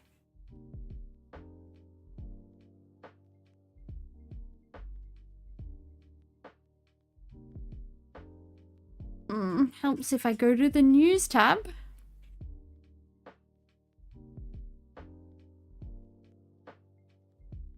It's developing. They announced they will still go ahead with the Gaza invasion. I did see that, but now I can't find it. I mean, this would be a good time for the West to intervene. I mean, you would have to piss off America, but at this stage, America's pissed off just by, you know, a lot of Western nations saying they want to recognize Palestine. Like, what are they going to do? Go to war with all their allies? It would be a really dumb idea. For what? For Israel? Like, I know they've got the tapes. I know they've got the blackmail tapes, but it surely has to be someone in the American government that's not compromised, right? That can kind of, like... I don't know. Dodgy drivers are being forced off Melbourne Road. So what, like, all the drivers in Melbourne except for, like, 5? I tell you what, people down here can't drive for fucking shit. Although apparently people in Sydney can't drive for shit anymore. I don't know what happened. Apparently everyone forgot how to drive. I get so stressed out. I never drive in Melbourne because I have anxiety attacks with the way people drive. It makes me not want to drive. And then I've gone for so long without driving now that I don't know. I feel like, I don't know. It's so scary. It gives me a panic attack. I'm like, no, just try to drive places, please. Please, don't be mean to me. It's terrifying.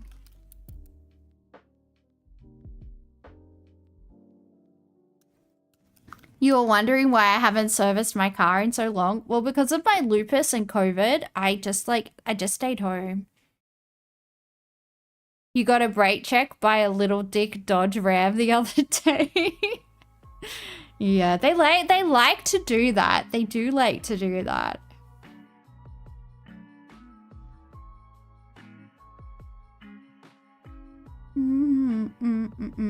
What do you drive, Delta? What are you driving? Anything exciting? Anything fun? Don't mind me, I'm just scrolling. My ADHD adult brain is just, you know.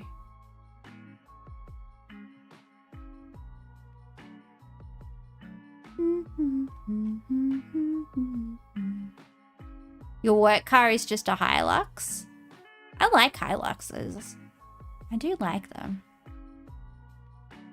I don't know, maybe because a lot of like hot people drive them. I'm always like, ooh.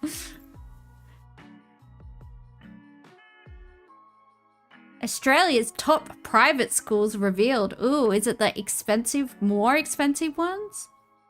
I bet you James Roos is still the best school in the country though. I bet you it's still up the top. Selective, I don't understand why they don't have like selective schools in Victoria the same way that they do in New South Wales. I just don't understand. It just seems silly to not have them. I got into a selective school, but I didn't go to it because none of my friends were going, and I didn't want to go, so I just went to my little povo school that was colloquially known as Eshe High. So yeah, everybody in the area that I lived in when I was a teenager knew my high school as Eshe High. So that gives you some indication of the quality education that was occurring there. But you know, like you learnt Pig Latin, and that's the main thing, guys. That is the main thing. Eshes are so funny. I kind of miss them. In some, although I guess that's one thing Western Sydney like sort of like, you know, sort of exported to the rest of Australia is Eshes.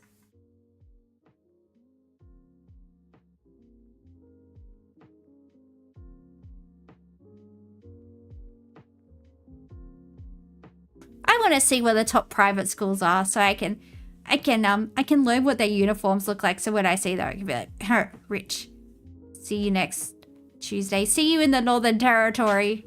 Well, in a landmark first, Australia's top 100 private schools have been named. I'm just joking, obviously. I don't accost children. I don't. Sometimes I get accosted by children at the gym hitting on me. Disgusting behavior. Disgusting behavior, children. Do not hit on me. No. I know there's like a lot of cougars going around these days, but I am not one of them, please. If you're not a grizzled, sun-damaged man, please stay away. Please stay away from me. I have a type, okay? Do I? Actually, just hot. You just have to be hot. That's pretty much it. And if you're not hot but you've got a really good personality, you know, sometimes a pity root could be in the mix. You never know. It has happened. It has happened at least one time in history. So, you know, play your cards right, guys. News Corp this morning ranking everything from academic outcomes to campus infrastructure and even extracurricular activities. In a surprise twist, only 2 co-ed schools landed in the top 20, including Haileybury College in Melbourne. Joining us I don't now know what is the that school's is. Principal and CEO, Good for me. Derek Scott. Good morning to you. Derek, good to see you. I know Haileybury's always at the top of those lists. Some say, though, if you're not first, you're last, but that's not quite right. My first car was a $300 Datsun. That's how old it was. It wasn't even a Nissan. It was a Datsun. And that literally lasted like 4 months before it almost literally exploded. And then I had a Holden Gemini that I want to say it was like early 80s. That cost me $400. And that got through Rego like a few times. Because in Australia, in New South Wales, look at me, my brain works very well. In New South Wales, like you have to get your car inspected every year to register it. It's not like just when you're selling it, it has to be roadworthy. You have to. It has to pass Rego every year. So they have to look at it. And those were my first 2 cars. And then after that, I had a Valiant Charger. And that was fun, but also everyone thought I was a drug dealer. I was like a goth girl driving around in like a black Valiant Charger, and that it was very loud. Let's just say it was very hard to be sneaky with that car, but it was fun. It was fun. I did enjoy it. Those were my first 3 cars. It was a time. No, look, I know we came second in the overall rankings, but very pleased to be first in the co-ed rankings across Australia.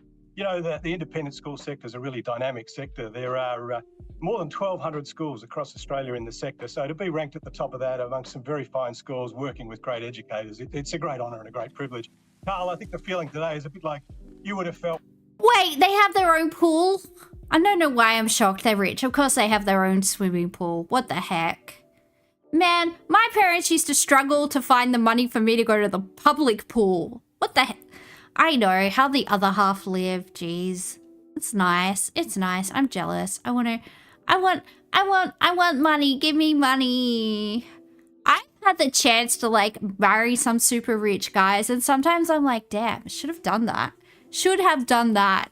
And then I'm like, ooh, no, then I would like have to, you know. Then I would have to engage in relations with them. And it's not worth the money, honestly. Like, it's not like I'm poor. You know, social workers make enough to live comfortably, as long as you don't live in Sydney. Like, because of the way that I grew up, I'm like, if I can afford to eat whatever I want for dinner, I'm like, holy shit, I am the wealthiest person alive. Look at me. I can afford my bills. I can afford the roof over my head. I can afford like all these things. Private school was not worth it for the trauma. Or did you go to a private school? I bet it was bad. I think bullying is way worse at private schools, right? Because at a public school, you just punch each other in the face and then you move on. I feel like it's just a more harmonious way to get things done. When you got an A+ on one of your tests at school, you know, reward for effort and feeling good about things. Yeah, I got the encouragement award. I was particularly good at extracurricular activities. Oh, you went to a private Catholic boys' school. See, Catholic schoolgirls are like very, you know, Catholic schoolgirls are very, so if you're going to go to a Catholic school, you at least want to go to one where the chicks are like very toey, right? Otherwise, like, what's the point? What is the point? You also went to a private Catholic school? Ooh, was it at least co-ed? Did you at least like, you know... The private schools will force people out rather than expel. Bullying is rough. You went to a co-ed private school? Ooh. Sorry when I always pay out private school kids, guys. I didn't realize I was insulting my audience. I like you. Look, I don't care if you went to a private school. I don't. I'm just jealous because I grew up poor and my parents couldn't even afford the school contribution fee for my like public high school, okay?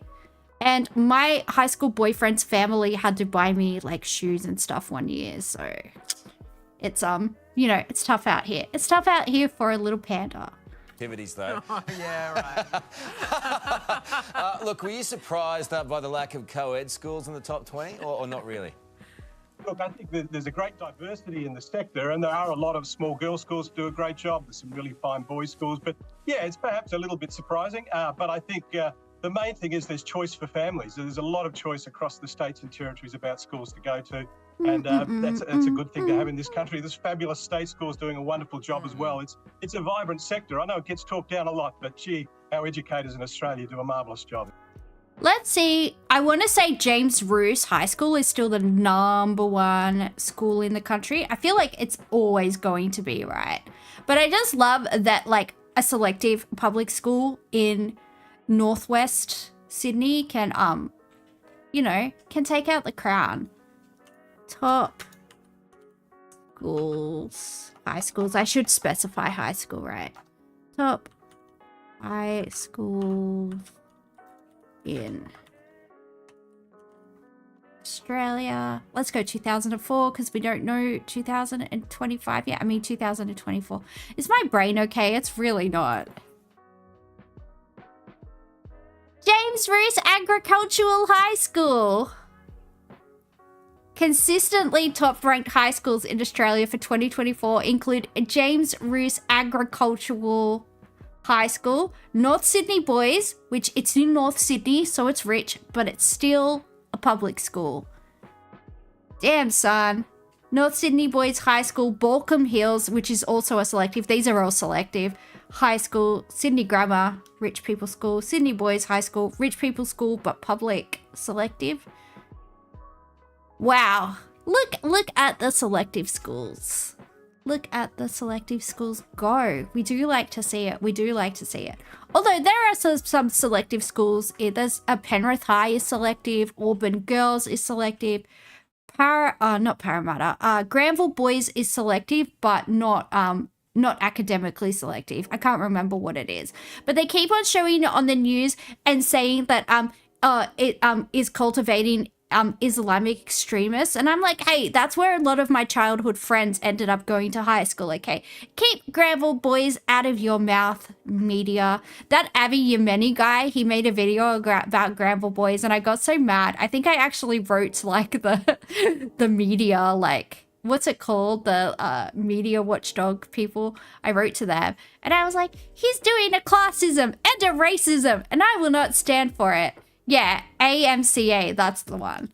I googled it, and I sent them a strongly worded thing. I mean, I do think he should be allowed to say whatever he wants. I just think he's a dickhead. I also wrote him a comment under his video. Oh, see you, Dango. I hope you have a good Saturday night. Go out and party. I would, if I was healthy. I do miss live music and drinking. I do miss it a lot. I do miss that. And it especially sucks living in Melbourne because there's obviously like all the music venues in Sydney are gone. So it's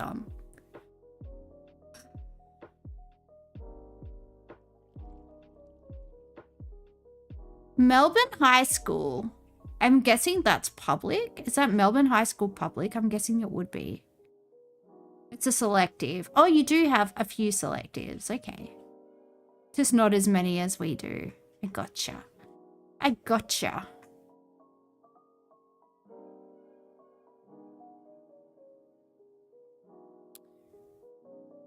Melbourne High is public. It's a selective feeder for Melbourne Uni. Yeah, all of the selective schools are feeders for the group of 8 unis. So New South Wales, it's Sydney and UNSW. And I went to both of those unis, and I went to the poorest, most underfunded public schools, and I still did better in the HSC than all the rich kids. I'm not going to boast about my mark because it's just kind of lame. But I just want to say high 90s, guys. Believe it or not, I studied very hard. I wouldn't say that I'm smart, but I studied very hard. So you recently did a private school. It's been great. Where are you at, Pseudomastics? Where were you at? What state or what country? I don't know. I'm assuming Australia. What state or territory did you do your prac in? I assume for teaching? Oh yeah, you said teaching. I didn't read after the comma. Year 11s and 12s. Philosophy? Ooh. See, we didn't have a lot of subjects. That we could choose for our HSC because our high school was so underfunded that I couldn't do a lot of the subjects that I wanted to do. Queensland near Brizzy. Okay. I don't know much about Queensland education system, to be honest. I know that the University of Queensland is good. I know that's a group of 8, and that's about all I know about it, to be honest.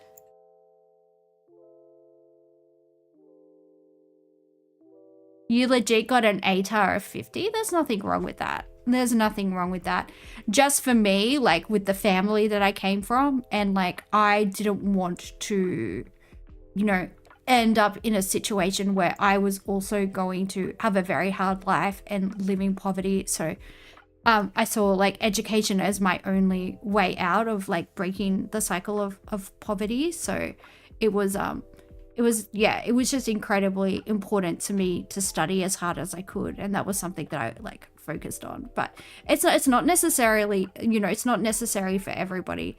Just for me, it was really the only thing that I would be able to do would be able to get like a job that required a degree. I obviously not somebody that can do like physical labor or anything like that. So yeah, I know a lot of people.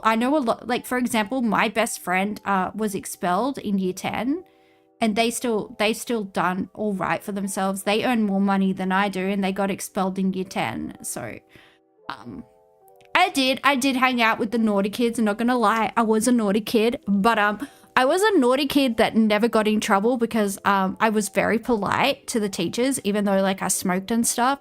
Even though I was a little bit naughty, a little bit cheeky, all of my teachers really loved me. And the deputy principal, he just would never expel me. He would just, he never suspended me. He just went, oh, Panda, come on, love. And I'd be like, all right, I won't do it again.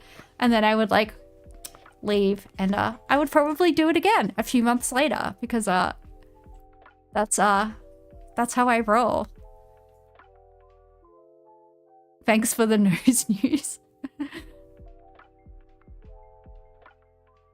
You once coded an application that could detect when school IT was able to view your screen. Ooh. See, you're smart. You can do stuff like that. I'm so bad when it comes to computers and technology and stuff. I have no idea what I'm doing. My family was too poor to have a computer at home when I was a kid. I used to go to the library to like type my assignments for school, and I had to go to the library to use the internet as well. We did end up, my parents did end up taking a loan out when I was like in year 11 and year 12 because I really needed one. But up until I was like, I think 15, we didn't have the internet or anything at home. It was tough, man. It was tough. You got to teach year 10s about consent on Monday. That is going to be awkward. Why do they need to know about year 10 in a physics class? Did you say you were teaching physics? Did I imagine that? I feel like that's a health. I feel like that's a PE and health.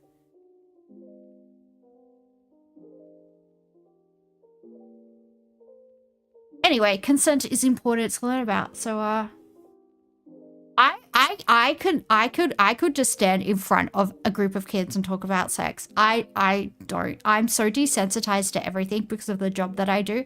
I'm just so desensitized to everything. I'm just like, yeah, here you go. Here you go, kids.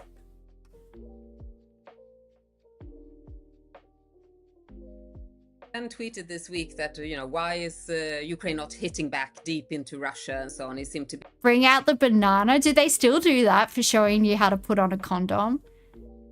Apparently, young kids don't wear, like, I've gone back to, like, not wearing condoms. Like, sorry, I don't know where you've been, sir. Please, please don't. Yeah, syphilis and stuff like that are making a comeback because kids aren't, like, you know, when I say kids, I mean, like, I don't mean actual children. I mean young people. You didn't even do sex education? What the heck? I think I've told everybody about my health teacher that tried to molest me. Yeah. I think I've told everyone that story. But that's what I always remember from health class primarily.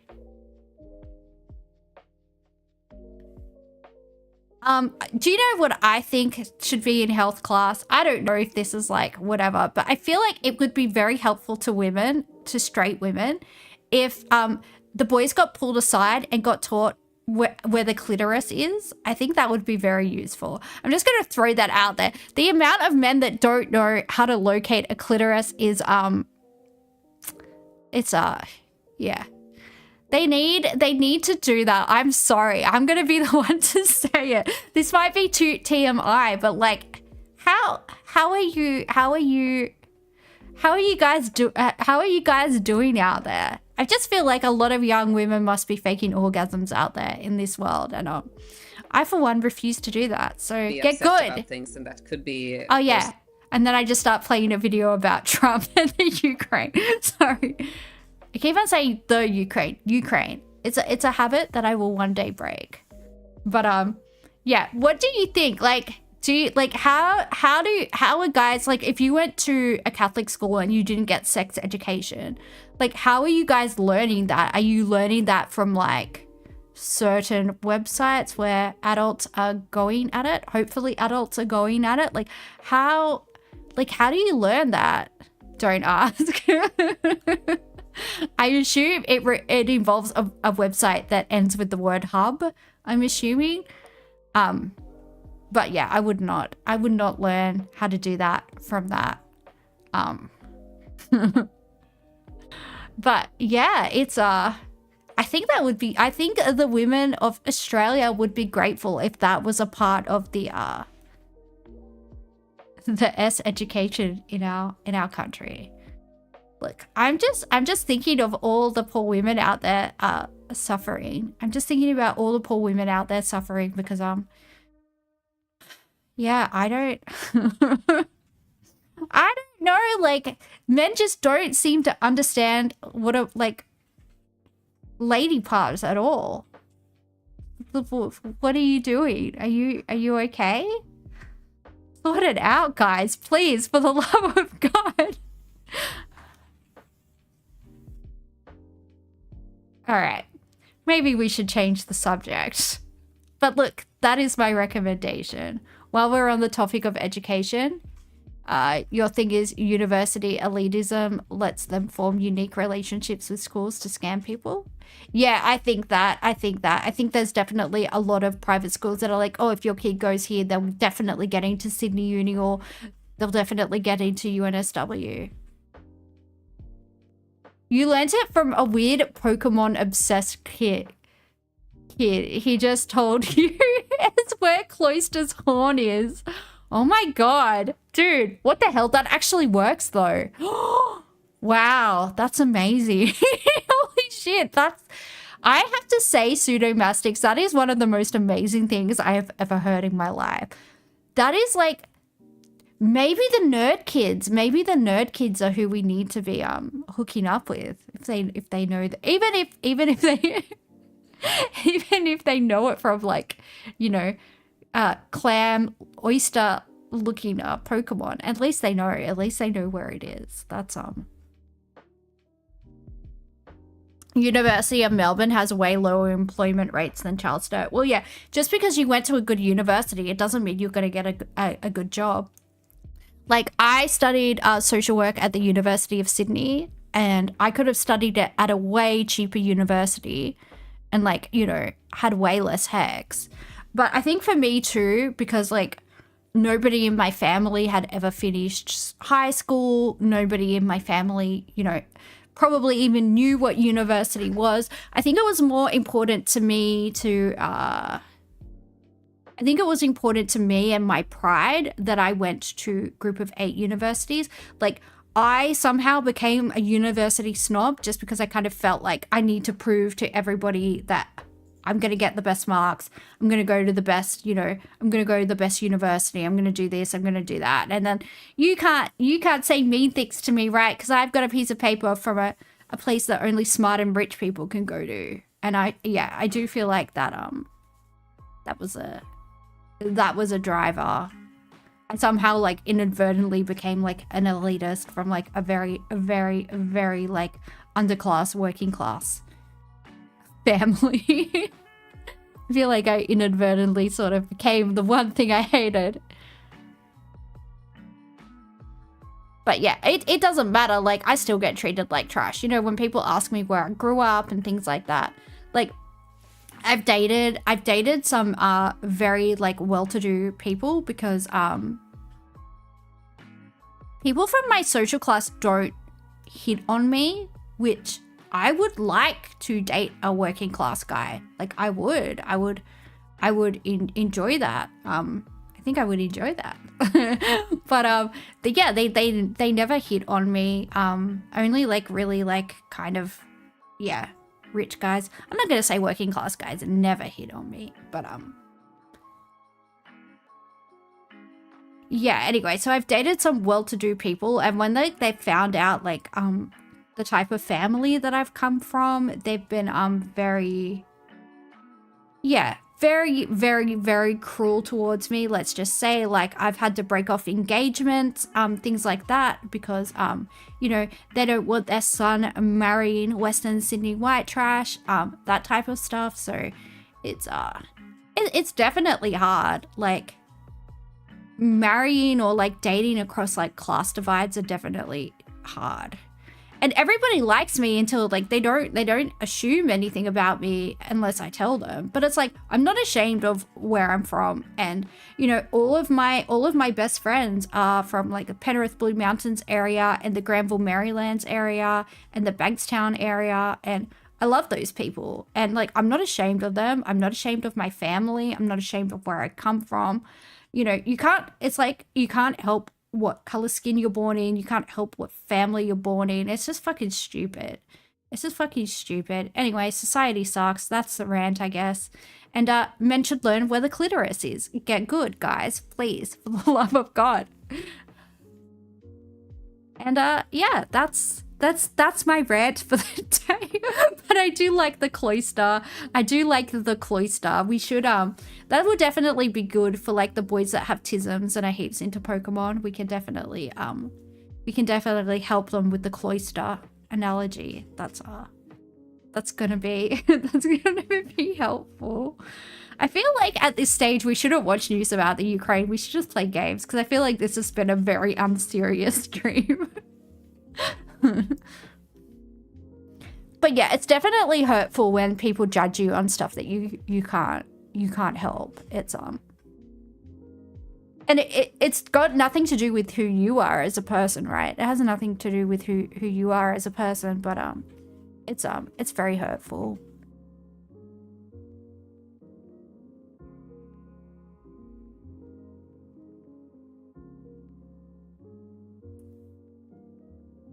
Look, if the news gets out that nerds know where the clitoris is, I think nerds are going to be getting a lot more sex than like the hot dudes. Not gonna lie.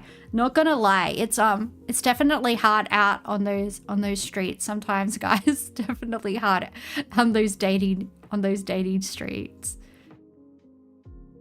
Oh yeah, we were watching this story. Then I went on a tangent about the men not knowing where the clitoris is. Okay, let's go. Well, I was going to ask you about that. I mean, that is a really good wrap because obviously private schools are not always accessible for most Australians. So it is heartening to see that some of those public schools, of course, are doing quite well. Doing incredibly well. And, you know, accessibility is an important thing for us. We're an incredibly diverse community here at Haileybury. We've got 4 campuses in Melbourne. We've got a campus in Darwin. We've got a really vibrant online school. We've got 46% of our students speak a language other than English at home. We've got 60 different ethnic backgrounds. And, you know, celebrating that multicultural diversity but striving for excellence is what we're always about. And it's so good to be a part of the community and an inclusive community. I'm standing below here some posters that students have done about what they would do if they were Prime Minister for a day. And one of them's written, I would make sure that everyone was just accepted for who they are. And that's a lovely sentiment that we want across all of our schools. Oh, well, just as well their parents are rich. No, I'm just joking. I'm just joking. I'm just being a dickhead, guys. I am a massive dickhead, if you have not noticed that. I am a fuckwit, if you will. Absolutely is. Well, you're more than, I mean, principals in many ways are like the mayor of their town and schools, aren't they? What do you think about wow, the Carl, cost of you are a education big brain, now? a big brain boy. A lot of parents aspire to it and they want their kids to have it. Yeah. But it's becoming such an expense. Yeah, look, it is. But of course, again, across the sector, there's a great diversity from low fee to mid fee to high fee. Knox because Grammar. we operate at such scale with over 5. Knox Grammar is where that cheetah pumpkin eater Hugh Jackman went to. Disgusting behavior, Hugh. We believed in you. We believed in you, and you cheated on your wife. That's disgusting. You are a stinky, stinky man, and I'm against you and everything you stand for. Also, I heard he's a Manly supporter. Disgusting behaviour. Get on the bus, Hugh. Get out of here. 5,300 students in Melbourne. We're really aware of this and try to keep the fees as tight as we can, but we also have the capacity to offer a lot of means-tested bursaries to students. And we're, with our 4 campuses, they're in very different suburbs, very different socioeconomic areas. So we're really aware of that and trying to make it all as inclusive as we can in a socioeconomic sense, as well as in a multicultural sense. Yeah, and I know it's about more than ATARs these days, but certainly you guys rank well when it comes to that score as well. Thank you so much for joining us this morning, Principal. I wish you were my principal. I might have had a decent high school. Oh, come on. You didn't end up too badly, Carlos. He kind of did. He kind of did turn out to be a bit of a dickhead, gotta say. Carl's been riding on the chicken clip for a decade. Yeah, and the rocking up still drunk after the low gears or whatever else. His brother is openly racist on Sky News, so that's good. He likes to humiliate First Nations children who caught $1 million barra, and yeah, imagine trying to take that away from a kid. Disgusting behavior. You come from a disgusting family, Carl, and the apple does not fall far from the tree. Dun dun. Investigate. I'm investigating you, Carl. I've got my eye on you. He's a very trashy man. Fine student though, Carl, but thanks. Oh, definitely. Maybe get back to school, yeah. Oh, I didn't finish. Well, that says a lot then, doesn't it? To see the full list, head to top100schools.com.au or pick up a copy of your local News Corp paper. It's interesting reading that. Absolutely. Is it though? Is it? Look, I don't think I would ever send my future children to a private school. I just don't. I just don't think, like, if they're smart, they'll do well wherever I put them. If they want to work hard, they can work hard. If they don't, if they want to go to TAFE, if they want to do a trade, if they want to do whatever, like, I'm like, yeah, go for it, guys. Go for it.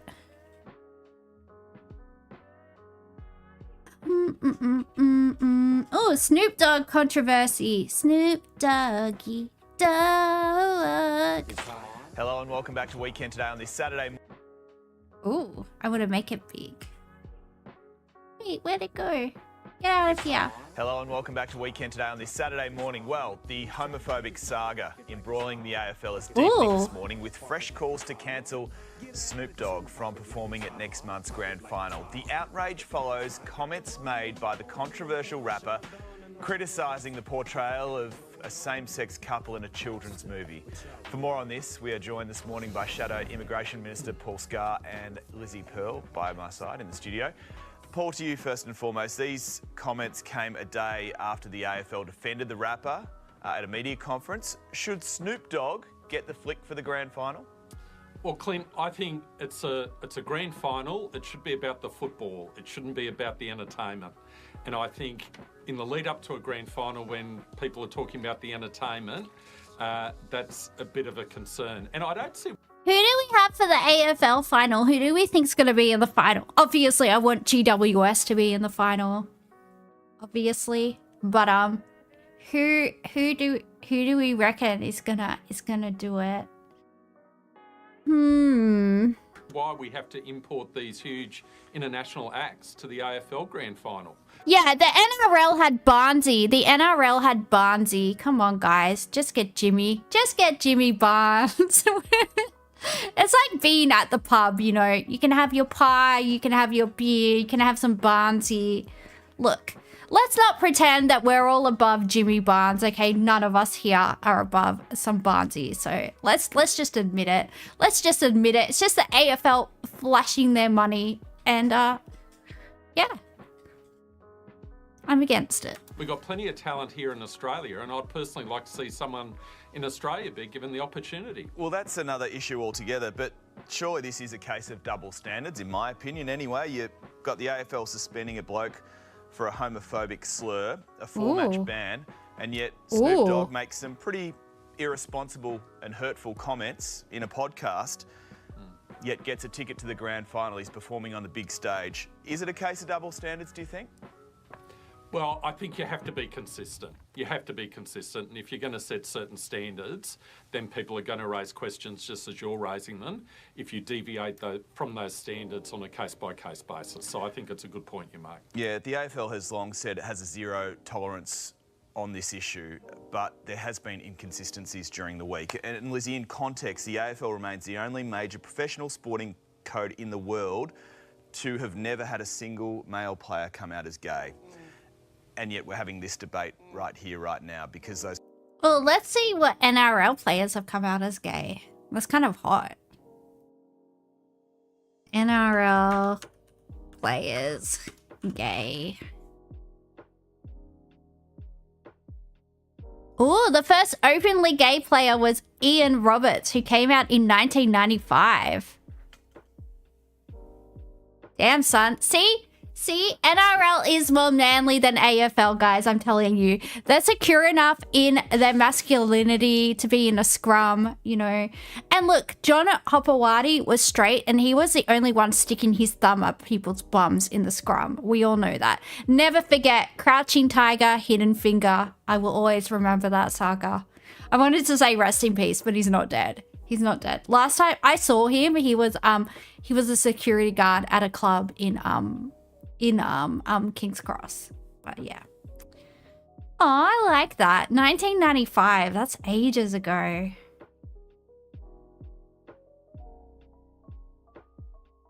Love to see it.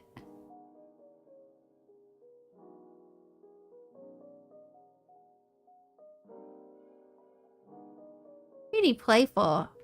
He played for the Rabbitohs, Manly, New South Wales boy. That would make sense. You like that. 1995, and it's what? 20 years later, no openly gay AFL players? Come on. Come out. Come out of the closet. It's warm out here. It's nice. These comments are so hurtful for so many. It's not helping change. No, and that tells us everything we need to know about the culture of the AFL, that no one feels strong enough or supported enough or, you know, have enough people around them Which to is come heartbreaking. out. And that is heartbreaking because think of all of those young boys, young men who must be feeling so isolated and alone at this point, and then to have Snoop Dogg held up as the big hero of the AFL Grand Final, and these are some of the views that he holds.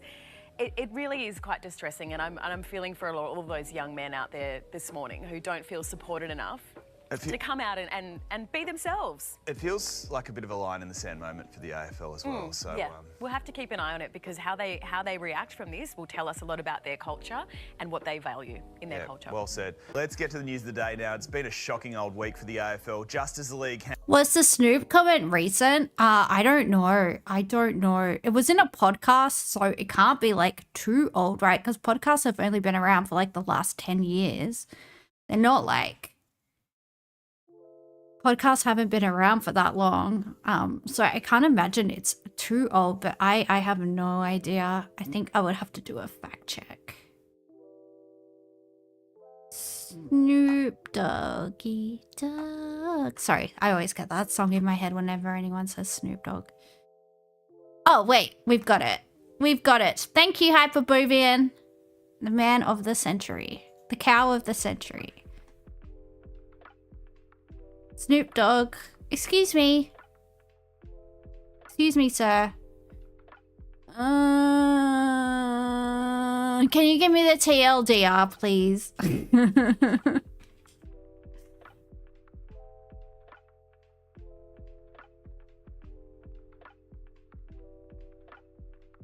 No, they weren't helpful because I don't want to read them.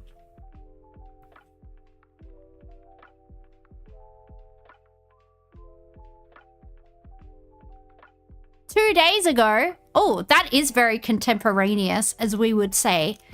As we would say in the world of law, we would say that is a very contemporaneous. That is a very contemporaneous statement.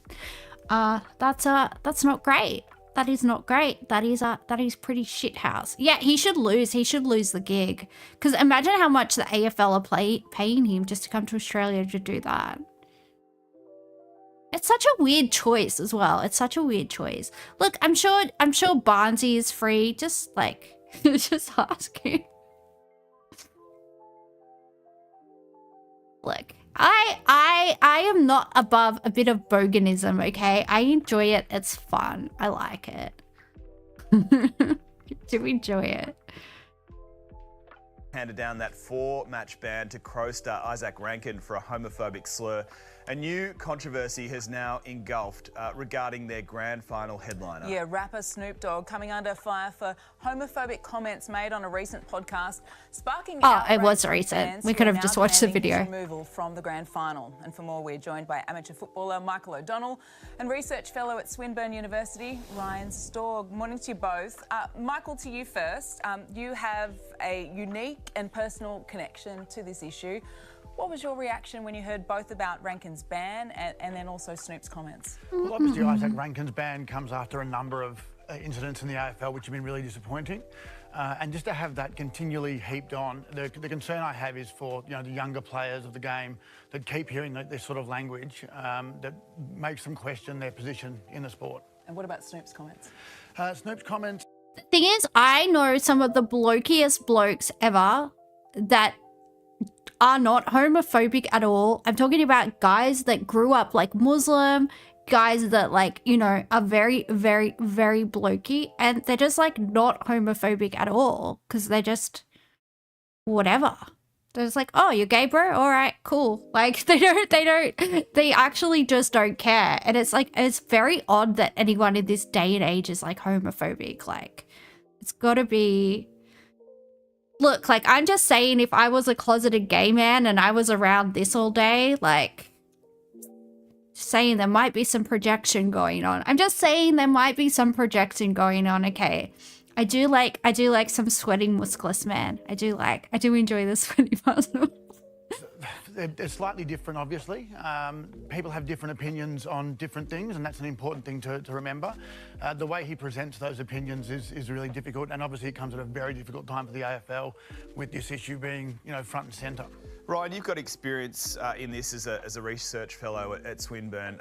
Again, a question about Snoop. I mean, is this a case of double standards, do you think? Yeah, look, the optics aren't good for the AFL in the sense of if this was a different timing and this hadn't happened, then we might have a very different position. But I think mixing it with what's happened, his recent comments, has also been comments from Respect Victoria and many women's organisations as well about the comments he's made towards women on in lyrics and things like that. So I think it's just come at a really bad time and really actually highlighted the problems around it.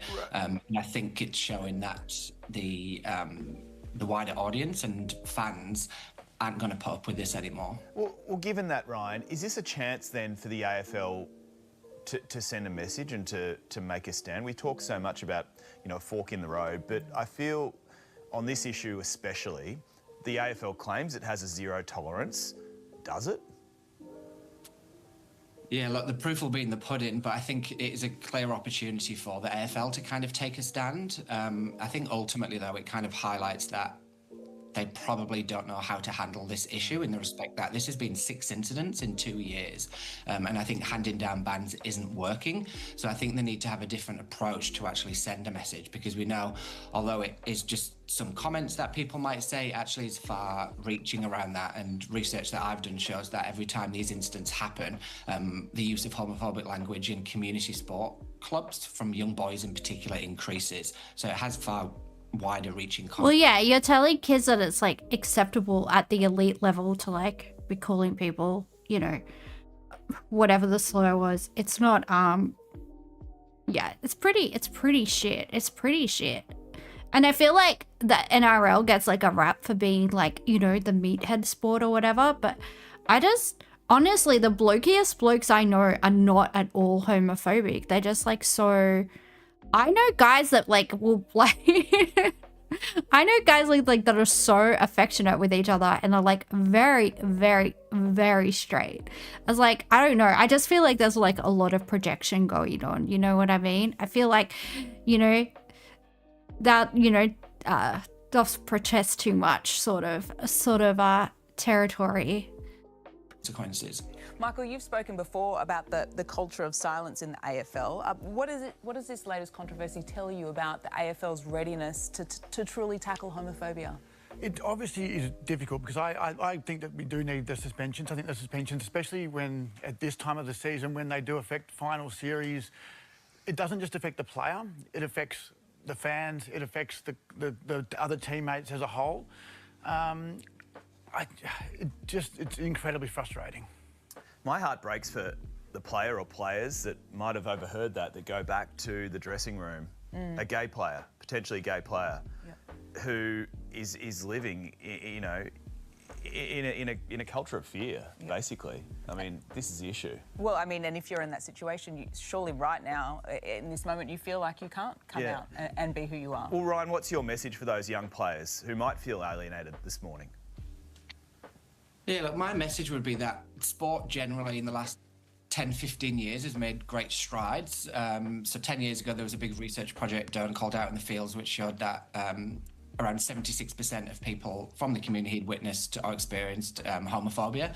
That's down to like 53% across the board from the research I did last year.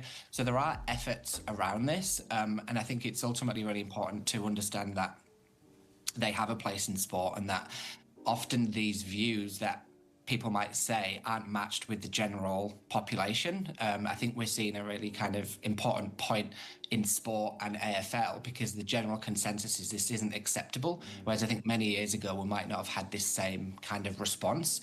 So I think it's really important, but also for the talent perspective as well. There's many gay athletes across the world who provide really strong contributions to sport, and I think we're limiting that from our sport in Australia to do that because people can't be themselves. Ryan, do you think Snoop should be dropped?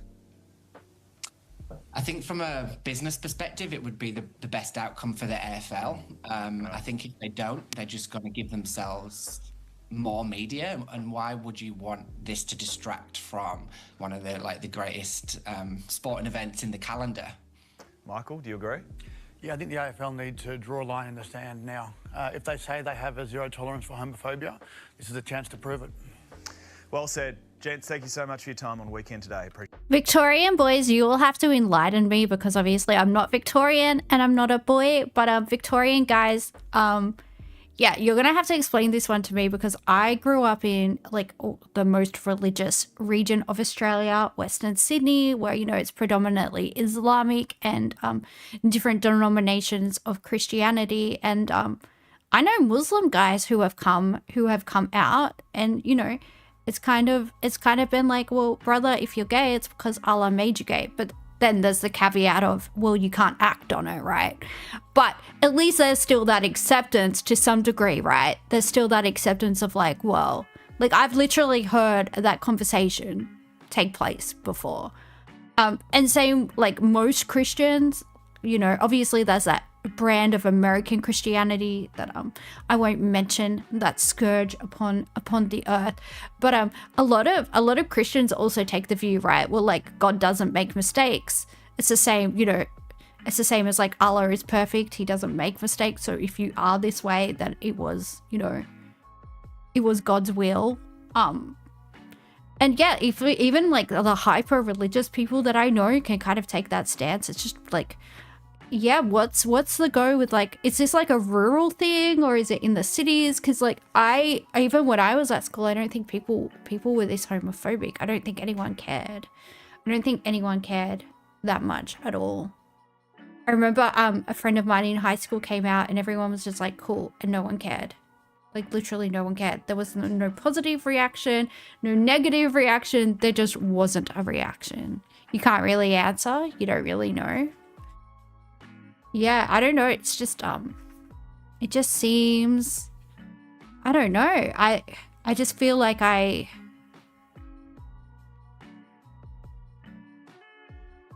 it's just weird to me. It's just really weird to me, I guess. You're not sure? Maybe just your own experience? Yeah, just your own experience. It's just big culture. Yeah, that seems really weird to me. It just seems really weird to me because people always say that Victoria is the most small L liberal state. It's the most left leaning state. This, that, and the other. Progressive this, progressive that, and that just doesn't seem to gel. Yeah, the most woke state, the most Nazi infested state as well. It just doesn't seem to gel. It just doesn't seem to gel well with that image at all. The person that you knew that was openly gay during high school was mostly not liked because of his sexuality. Oh, not because of his sexuality, but he would just generally make people uncomfortable. Yeah, it sounds like maybe he was just a dickhead. Wait, did I read that correctly?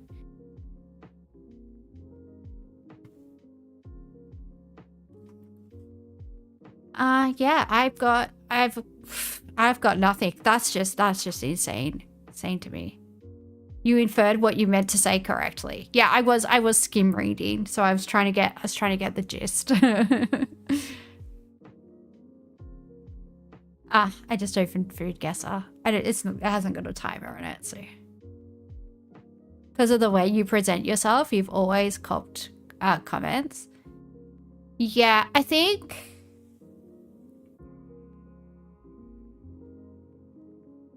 Yeah, I think a lot of people can interpret, if you belong to, subcultures and things like that, people can interpret it as, being gay or whatever, long hair, painted nails. Yeah, but the thing is, chicks, especially teenage girls, they love that.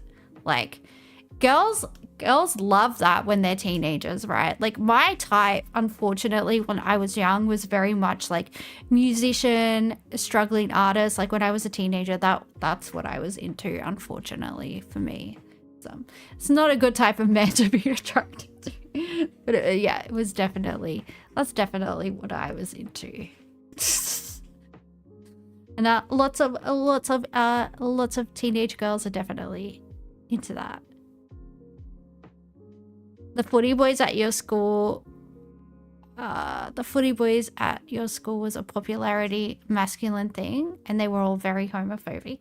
Yeah, but the thing is, if you're comfortable in your own masculinity, and you're like, if you're heterosexual and you're comfortable in that, like, I don't know, because I feel like the New South Wales interpretation is, I'm so comfortable in my sexuality and the fact that I love the female cloister, that I you know, I definitely know where the clitoris is, and yeah, I am very comfortable being around gay men, because a lot of straight guys in New South Wales go to gay clubs, like a lot of them, and they, like, it's just, I don't know, I'm not going to say there's no homophobic people in New South Wales, obviously statistically there would be, there's always dickheads. Unfortunately, dickheads have always existed and they will always exist, but yeah, it just doesn't seem like it's as big of a thing, at least in my experience anyway.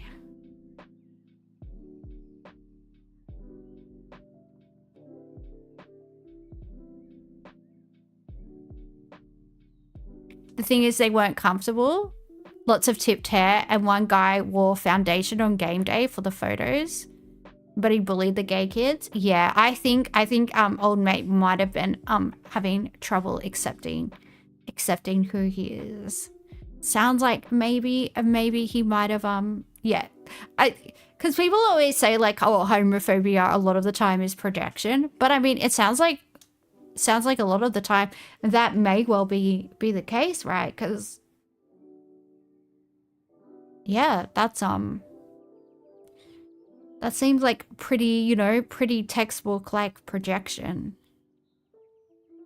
It must suck though. I will say, in a way, I kind of have a little bit of sympathy, because it must suck to hate yourself that much and to not be able to accept who you are.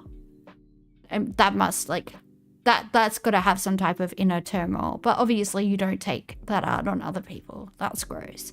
But yeah, I do imagine it would be really, really hard to not be able to live your life authentically and like tell people who you are, because I don't know, of some archaic bullshit that you've got in your head. I don't know, it just sounds like a sad way to live your life, honestly.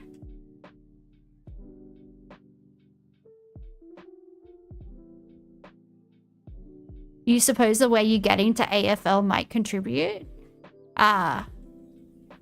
It's from high school footy and then scout the private school league, lots of boys' schools. Okay, I'm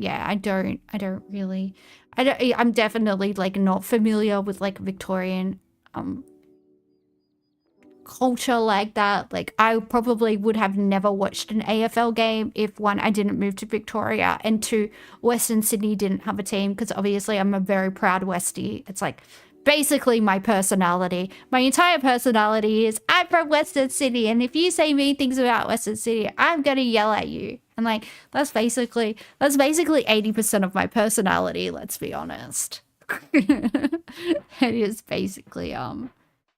is basically my personality, so.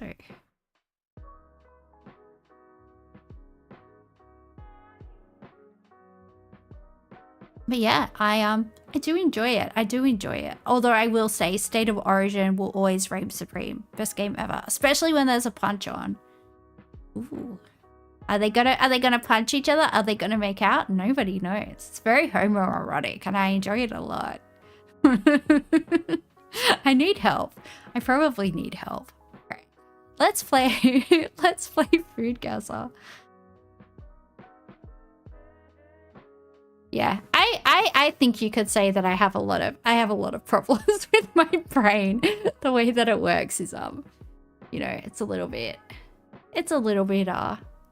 It's a little bit special up there in the old noggin. It's a little bit special.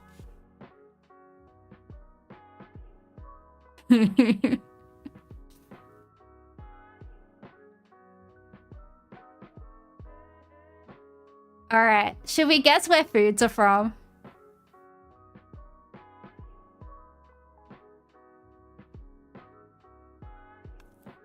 Hang on.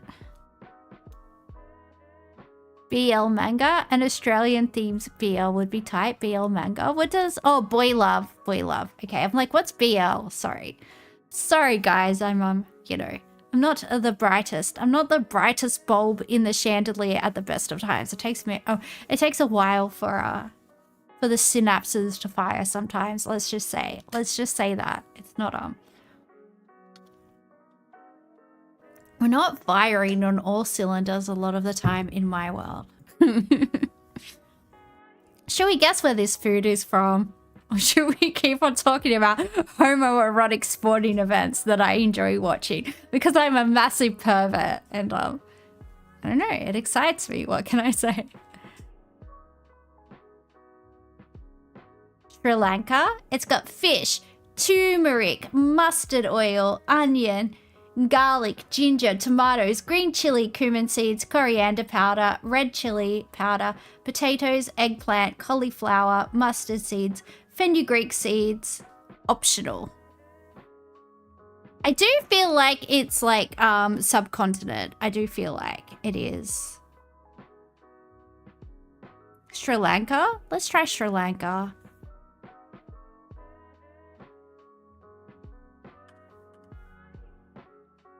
Sri Lanka is warm.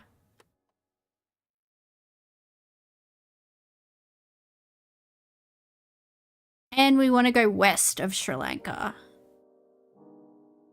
So I think we're still looking at Southeast Asia. Could it be Thai? Could it be Thai? I'm going to try Thailand. Thailand is also warm. And we want to go... west?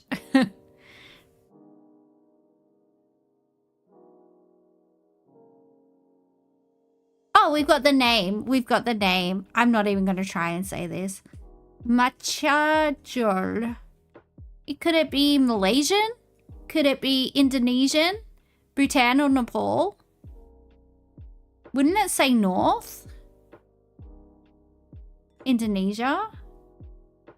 Wait, am I reading the compass wrong? Can you see the compass? Am I having a bimbo moment? Is it saying north or is it saying west? Somebody help my brain. Bhutan or Nepal? I was going to say where would they get fish, but it could be freshwater fish, I guess. I was going to say where would they get fish from? They're not in the ocean. Then I remembered that fish don't necessarily live in the ocean. Yes, the compass is swinging between north and west. So does that mean it's north? I don't know. Look, it's moving and that's confusing my brain, okay? So does it want us to go north?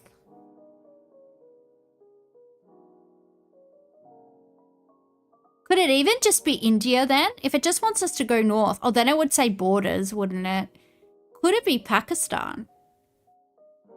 But I would go with Nepal or something like that. Tibet. Could it be Tibet? Probably not. I feel like they can grow coriander there, so it's probably still a little bit warm. I feel like, would you be able to grow a lot of... Although, I guess they do have herbs in Himalayan countries. They have them somehow. Probably import them, I guess. Probably a dumb question in this day and age. Alright, let's read how it's cooked. This dish is a fragrant, spicy stew bursting with flavors from a blend of turmeric, cumin, coriander, and other aromatic spices. It features tender fish pieces cooked with tomatoes, potatoes, and sometimes eggplant, simmered in a rich broth, often accompanied by rice. It is a comforting and hearty meal that is both nourishing and satisfying.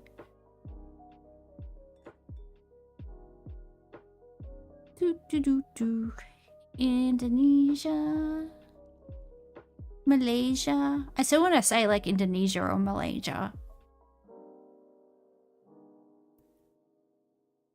Boop, boop, boop.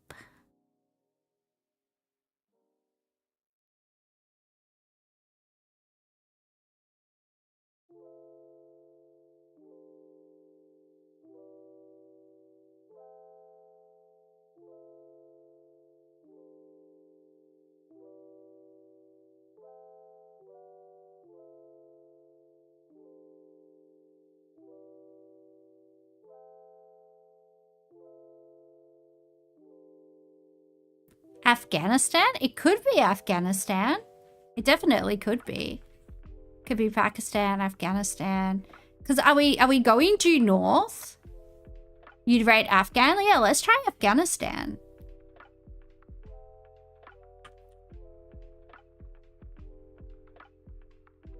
And we're warm.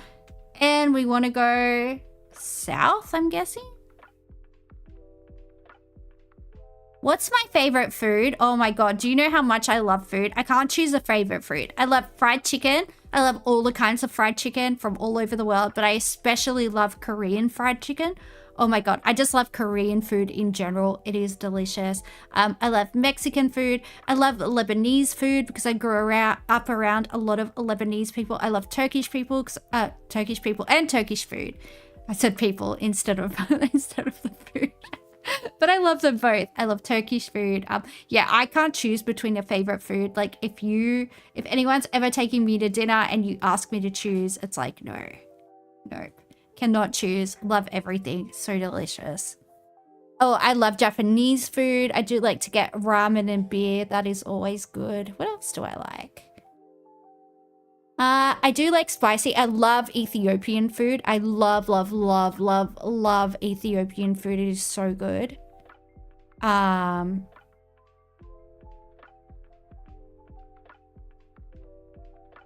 I just like food with flavor, I guess. Any type of flavor is good. And then I like bogan food. I love like meat pies. I love it. I love a dirty sausage roll, you know, from a servo in the middle of the night. I do occasionally. I am occasionally munching on a pie or a sausage roll, like in the middle of the night. You'd go Nepal next? All right, let's go Nepal. Although, doesn't it want us to go south? Okay, let's try Nepal.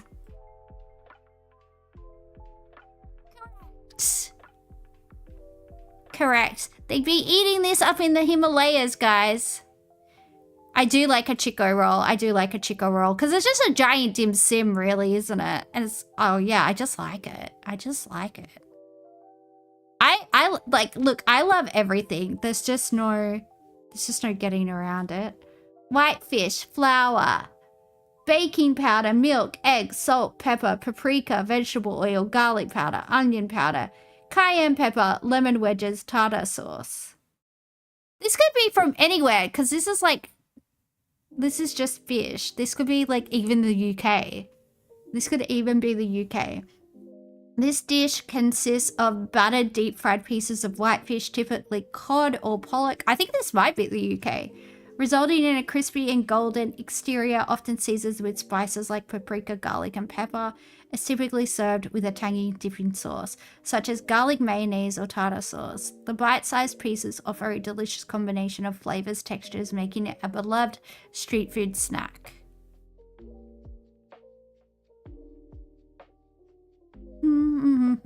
The garlic and the paprika is throwing me off because I feel like the Poms would just like have a plain batter, for they are simple people with simple needs. And it's saying it's a street food as well. I feel like fish and chips is like, you know, a Friday night in with the family kind of thing in the UK. Should we see if it's a trap? Should we put the United Kingdom?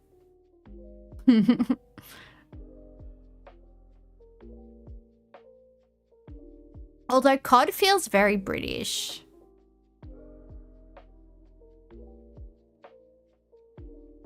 I just don't know what to do. I just don't know what to do. Ingerland? Is cod continental at all? I mean, it probably is. I think it's like a North Sea kind of fish. I'm not entirely sure. I would have to look it up, and I think that's cheating, so. You would get somewhere in Africa. Ooh, would you? Do elaborate. They love cod there. Ooh. Okay. You got any inkling of where on the African continent we could look? It feels like if a German currywurst lover made fish and chips. Ooh, I like that. It could be German. Because they do love their mayonnaise and like their condiments. When I was in Germany, I always did, whenever I got chips, they would always give you like a big dollop of like mayonnaise and a big dollop of like tomato sauce. And they just like, I don't know. I was way more into it than I thought I would be. The mayonnaise in Germany is amazing. Like, it's actually amazing. Ethiopia. Okay. I've eaten a lot of Ethiopian food and I have not had this, but doesn't mean it's wrong. Let's try it. And we are cold. I'm thinking maybe it's Scandinavia.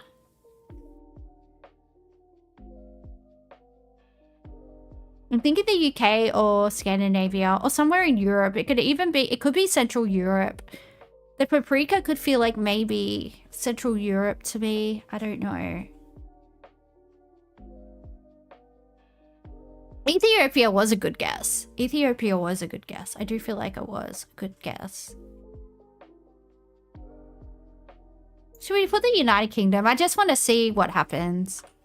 It might be wrong. It might be a trick. It might be a trap. But you know what? The United Kingdom is hot. It's getting hot in here. Does it want us to go northeast or does it want us to go south? I need to learn to read a compass. Can you see that compass?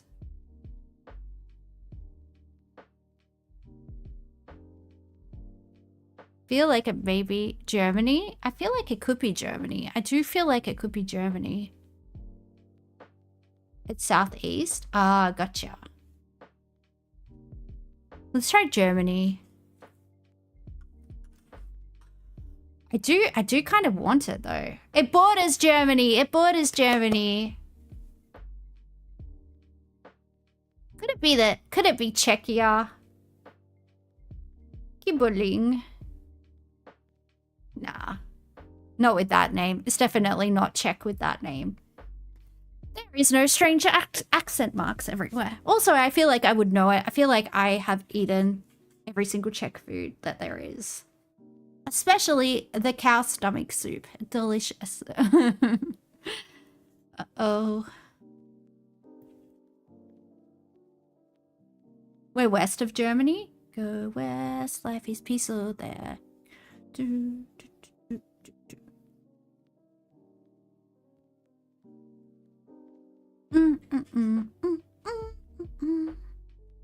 It's the Netherlands. It is the Netherlands.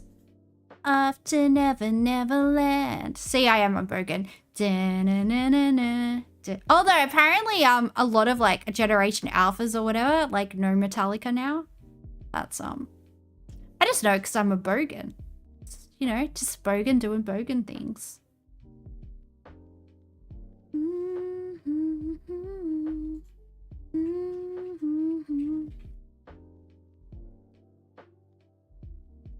Netherlands. Let's try the Netherlands. It's their favorite clothing brand. Yeah, I did hear a Russian girl say that she wanted the metal brand clothing, and I was like, I don't know. It was cute though. God bless. God bless. Look, I'm Russian, and I know Metallica. I've known them since. I don't think there's been a moment in my life where I've been sentient when I haven't known that Metallica existed, to be honest. And Guns N' Roses, because bogans just love like just blaring that. Like if you're in a lower socioeconomic suburb that like has any white people in it at all, there's just certain bands, you know, there's just certain bands that you're just gonna hear. There's just certain bands that you're always gonna have an awareness of. And look, like, I'm not above it. I low-key enjoy that shit. Well, high-key, honestly. I am not, you know, I'm not a snob like that. We got rye flour, wheat flour, salt, water, milk, butter, eggs, rice porridge, potato, barley porridge, carrot mash optional, and cheese optional. Let's look at what this is served with. Might give some clues. Looks like a potato salad or something of that description. I'm gonna go with Germany because of the rye and the potato salad. What else do we have? Oh, we got chippies. We got, I don't know what's going on here actually. I think this is like a cafeteria type of a situation. All right, let's see. This dish is a traditional pastry featuring a thin rye crust filled with a creamy rice porridge. The rice is throwing me off though. It's often enjoyed with a spread made from hard-boiled eggs and butter, known as egg butter, which adds a rich, savory flavor. The pastry is typically oval-shaped and baked until the crust is crispy and golden brown. It's a beloved snack or breakfast item, offering hearty simplicity in every bite.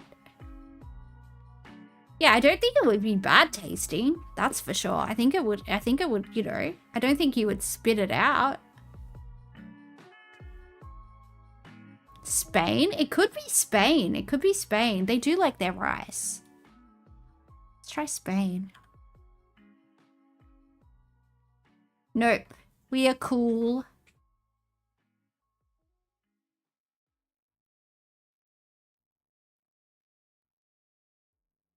And I think it wants us to go east.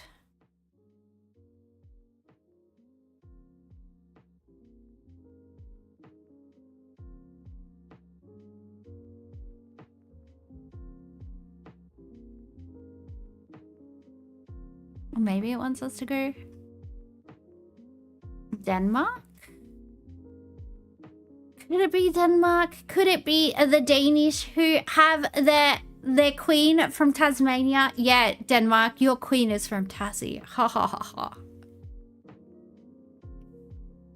It's a Duchess potato in a rye Danish. Oh, it does look like a Danish, doesn't it? Oh, let's go.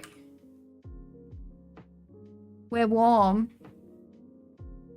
Carolean pastry. Carolean is the Latin for like Charles, like the King Charles. So like, you know how like you have the Victorian era. So in, I know in Latin, like King Charles's eras are called Carolean, but I don't know if it's spelled like that. I don't know what it, Danish queen is from Tasmania. Yeah, Queen Mary of Denmark is Australian. She met her husband at the Sydney 2000 Olympic Games. They met at the Slip Inn. Don't worry, I have been to the Slip Inn looking for a $1 billion prince, but I did not find one.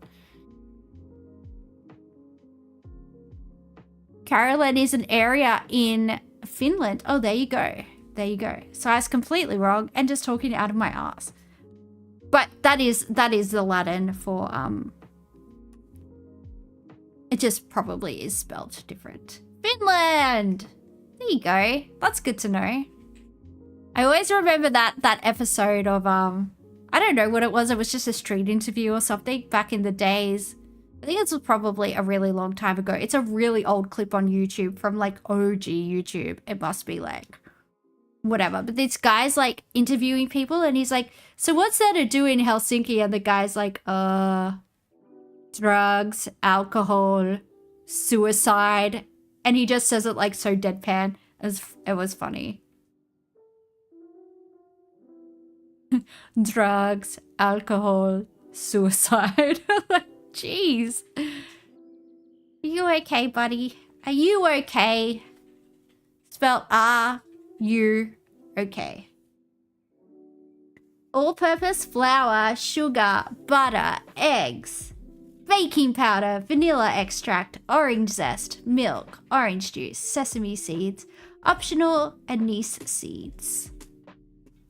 This dish is a type of butter-based pastry that is mildly sweet and often enjoyed during festive occasion.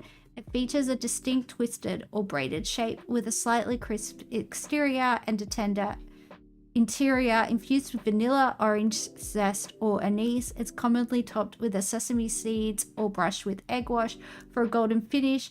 Traditionally served with coffee or tea. It's a delightful treat. Sweet treat. No, you're not okay. Aw, I'm sorry, Delta. I would give you a hug, but I'm just a cartoon girl in a cartoon world. And no, life's hard out here. Life is hard out here for our anime girl. Part of the joke. Yeah, I know. I did get that. I do sometimes understand things. I was just being a dickhead because I'm a dickhead.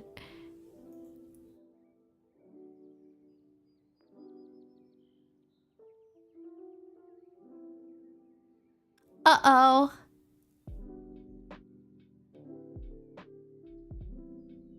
My cat is yelling at the door. She has not been allowed outside since I've lived in this house. She has not been allowed. But I would still hug people that are sad if they were sad. Or would I? You'll never know. You'll never know. I am a bit of a hugger though, I will say. I do hug a lot of people. Probably a problem actually. For food, you have no idea what it is. Yeah, it's people that like licorice flavor, orange flavor, and Nori, Bubba, it's okay, come here. I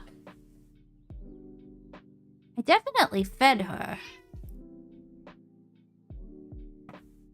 I don't know if you can hear my cat, but she's because I played with all the settings on this new microphone, so I don't think you can hear her, but she is going off, guys. She's going off almost like a cat on heat, but she's definitely had her uterus removed, so that's it's not that. I don't know what she wants. She wants something. Actually, she probably wants me to go to bed so she can cuddle with me. She is very needy.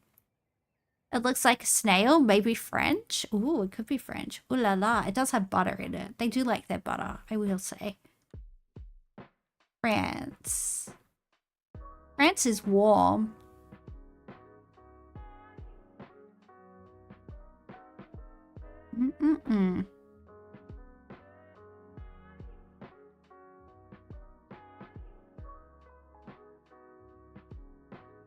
Traditionally served with coffee or tea. Swiss.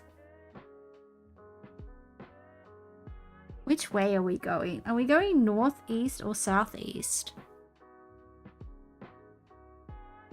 It would say borders, yeah, it would.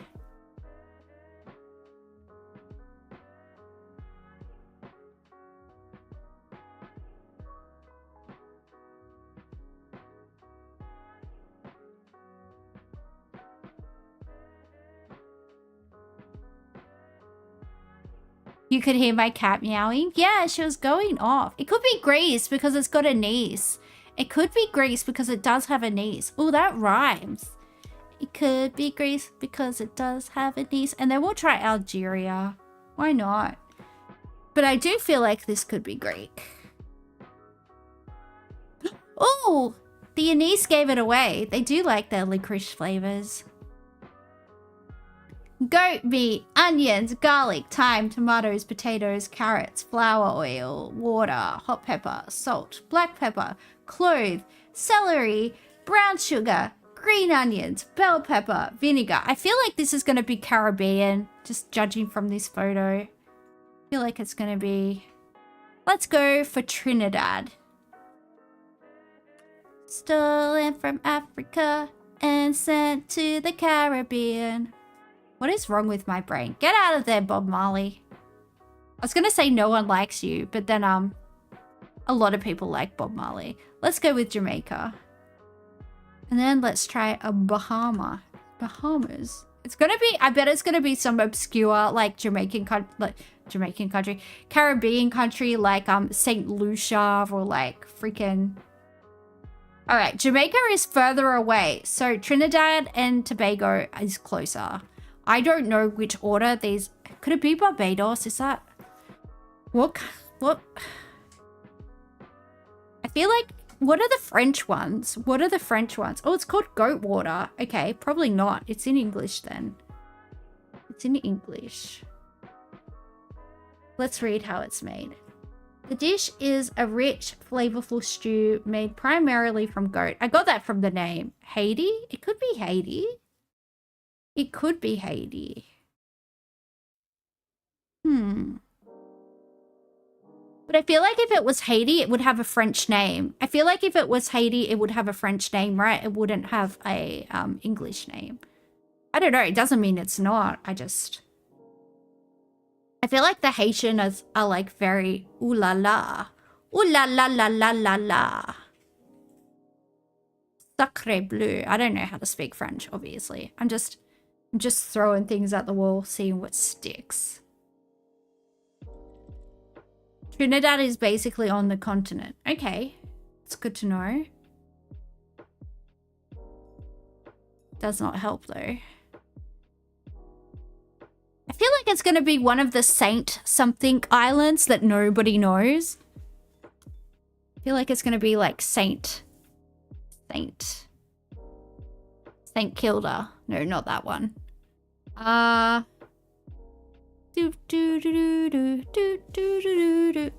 don't know, because I am not smart.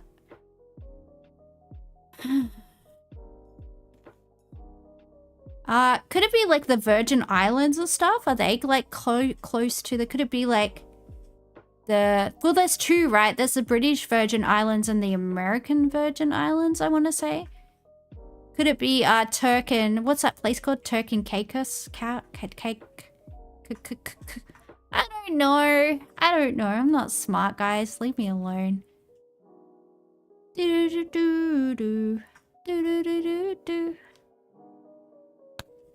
Somebody help me, because I am dumb.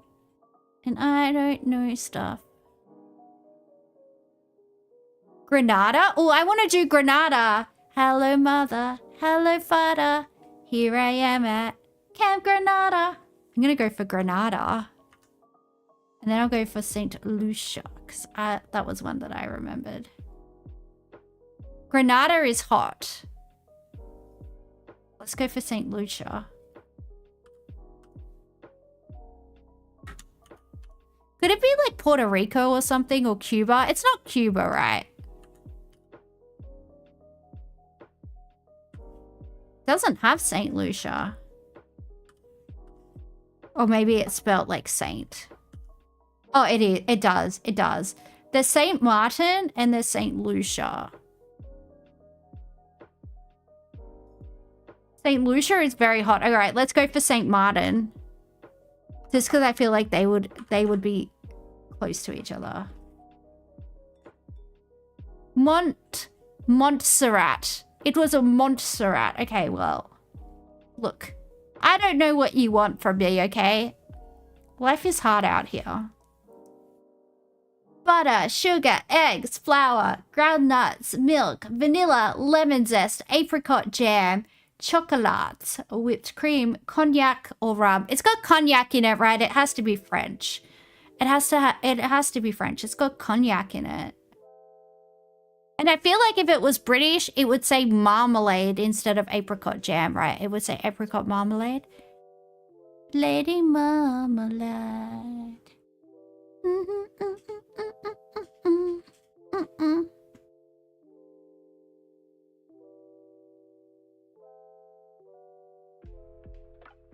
This dish is a decadent dessert featuring layers of almond meringue. Ooh, that does sound good. And creamy buttercream enriched with cognac or vanilla. It's distinguished by its characteristic white icing and a distinctive chocolate pattern on top. Almonds or hazelnuts are often used in both the sponge as a garnish, providing a nutty complement. Ooh, I do like some nutty compliments. To the rich, silky layers, the elegant torte. I feel like tortes are French, right? The elegant torte showcases both texture and flavor. I'm just going to go for France. I'm just going to go for France. I don't know. Depends how fancy you're feeling. Let's go. It is warm. This could be British. I don't know. What direction does it want us to go? No, it doesn't want us to go west. It does not want us to go west, so it's not the UK. It wants us to go southeast, I want to say.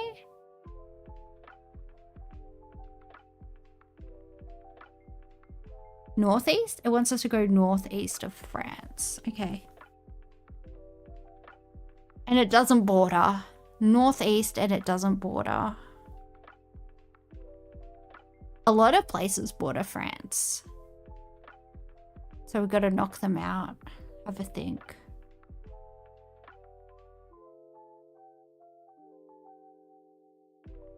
Sweden would be still west, no? Northwest? I want to say.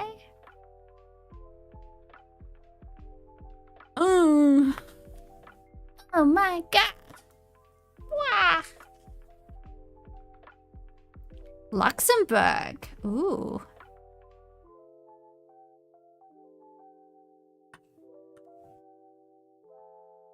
Luxembourg is... Oh, that borders. It does. It does. Oh well. Oh well. Maybe Ukraine. There's a lot of borders though. Oh, wait. We've got the name. We've got the name. Esther. Okay.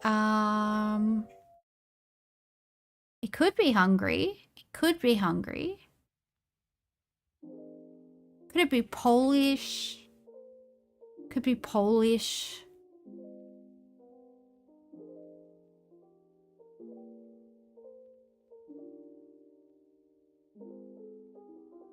I don't know. I'm feeling like Poland or Slovakia or somewhere. I feel like if this was Czech, I would know it, but not necessarily. I feel like Hungary is more south. Something Baltic? I feel like we would be getting more south if it was, I don't know. Estonia? It could be Estonia. I don't know. I want to go with Poland for some reason. Cognac or rum?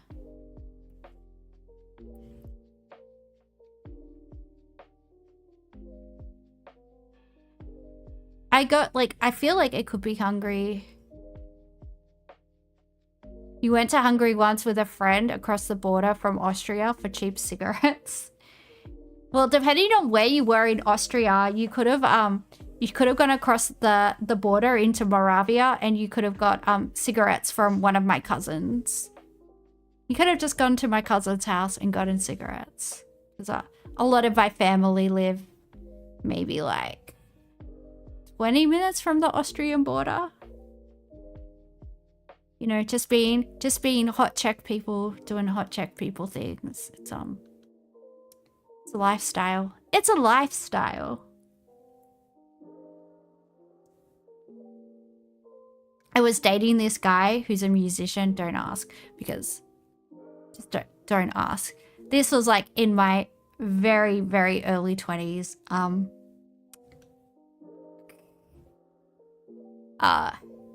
And he's actually, I won't say what his job is, but he was in the part of the Czech Republic that my family is from, and he texts me and he's like, "Oh, I saw some cute provincial goths today and they looked like you." And I'm like, "Well, yeah, funny that they would look like me." Like, anyway, just always think about that. What a dickhead. Oh, let's ask a question, because this is the answer to my question. I have the answer to the question. But what's the farthest you've ever been for a route? How far, like, what's the, like, biggest distance you've ever traversed for sexy time? Because mine is hilarious. Mine is definitely probably gonna win. Do you want to hear mine? From Sydney to Berlin. Well, it wasn't just for that. It was like a relationship type situation. It was a relationship type situation, but you know, it was that was probably the main the main reason. Let's be honest. It can It can be tough out there. Because I'm just like very particular about who I'm attracted to. Like, I can find people attractive but not want to sleep with them. But then when I do want to sleep with somebody, I very want to, if that makes sense. Like, I'm very like one-track minded. Like, I don't have what the kids would call a high body count, right? But when I've decided like I want that, I would just, that's it, locked in. And about an hour's drive, but it was more for the Chinese food. Yeah. Well, good Chinese food is, you know, it's worth a drive. I would definitely drive an hour for good Chinese, not gonna lie. I would definitely. But it wasn't even good dick, I've got to say. It wasn't even good dick. And that guy was a dick. That guy was a dick. Also, the same guy that said the thing about the provincial goths also may or may not. No, let's not give away too much information. But anyone else have any stories so I don't feel like so much of a dickhead? Although, to be fair, I knew this guy since I was in year 7. It wasn't like just some random, like we always had like a thing for each other, but then I became like hot and popular, and then I dated like a popular guy in the year above me, and it was like a whole thing. So there was like, it's one of those things where like you reconnect over like social media. Anyway, it was one of those things. It was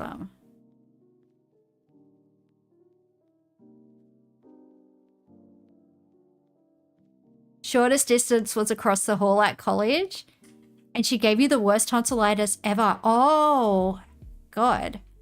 Yeah, needing antibiotics after a hookup is it's always a bad. So am I the only person that's traveled intercontinentally for sausage? That's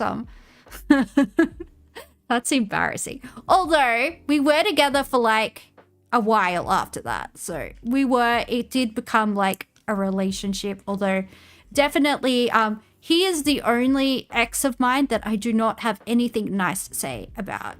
All of my boyfriends, every man that I've ever dated has been a very, very good guy and nothing but nice things to say about. But this guy, not a good guy. A very awful human being. And when I rang my dad to tell him, because I was living in Melbourne. I just moved to Melbourne. Well, I'd been in Melbourne for about 6 months when I broke up with this guy. And he cheated on me. And he cheated on me with like literally a girl that embodies everything that I hate. Like this girl's, you know, not going to name the private school, but one of the most expensive all-girls private schools in the country. Her parents bought her a studio. Her parents like financed her to travel around the world being an artist, like all these things. Like he literally found a girl that's like the complete opposite of me to cheat on me with.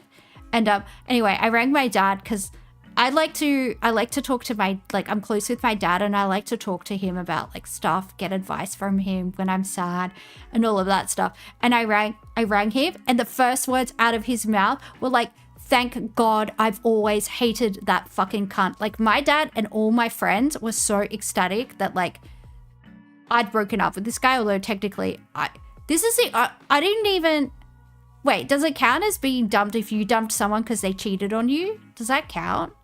Because I think, I always like to say I've never been dumped, but I guess technically he forced me to dump him? Is that how that works? I don't know.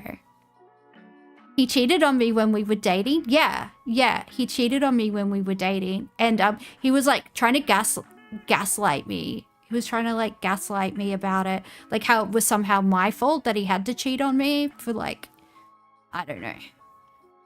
Anyway, it was awful. It was awful. I was completely heartbroken too, because like I'd known this guy for a long time, because we'd known each other since we were kids. So I did not see that coming. It was yeah, it was hard. It was a hard one. But yeah, he's the only guy that I won't even talk that much shit about him, other than I would just say he's an asshole. And he was very like emotionally, it would be like, I guess what you would call emotionally abusive. Like he always would make me feel really bad about myself. He was He just made me feel like I wasn't good enough and that like I was like a trashy person. And he was like a massive social climber as well. Like he only wanted to be friends with or date people that could like further his career. And so I guess that's why he had to you know, he had to get rid of the dead weight. Although I will say he would always try and sleep with me. After we broke up, he would always like try and like booty call me whenever he was back in Melbourne. He would always like try and like, yeah. It was a bad one. It was a bad one. But you know, he doesn't have my new number, so he's not going to be booty calling me. I don't think he knows if I'm dead or alive because I don't have social media anymore, so that's good. But I don't think the private school girls are as skilled as public school girls. I'm just gonna say, I don't know, because he still seemed to he still wanted, you know, he still wanted yeah. Anyway.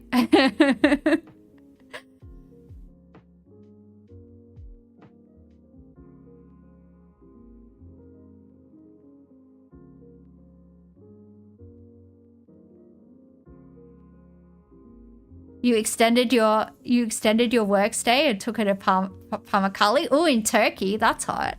That's hot. Oh, the hot springs loving. We do like some hot springs loving.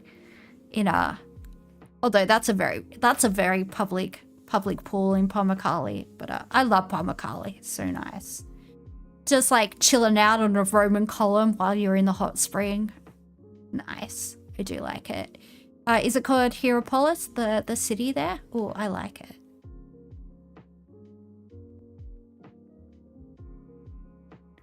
But yeah.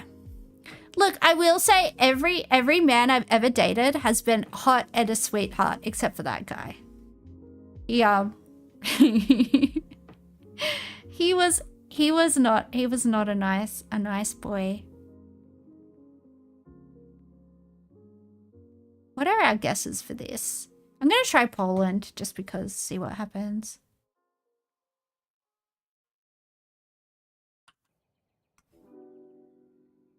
Poland is hot. It's not borders though, so that means we can take a lot of countries out. Poland borders Ukraine, Poland borders Slovakia, Poland borders Germany, Poland borders the Czech Republic. Poland borders probably some other places.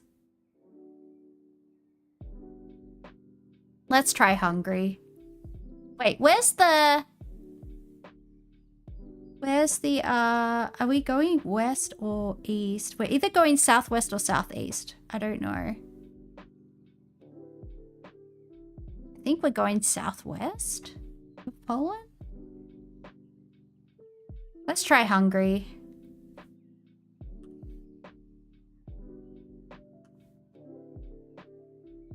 Correct! Yay! Delta was a genius and we should have listened to him the first time. And that's what we get. Sausage, bread, onions, ketchup. Look, there's a Labour sign in the background. This is Australia, but they called it ketchup and we call it tomato sauce. And that is racist against our country. That is xenophobic, and I will not stand for you denigrating our culture in this way. But this is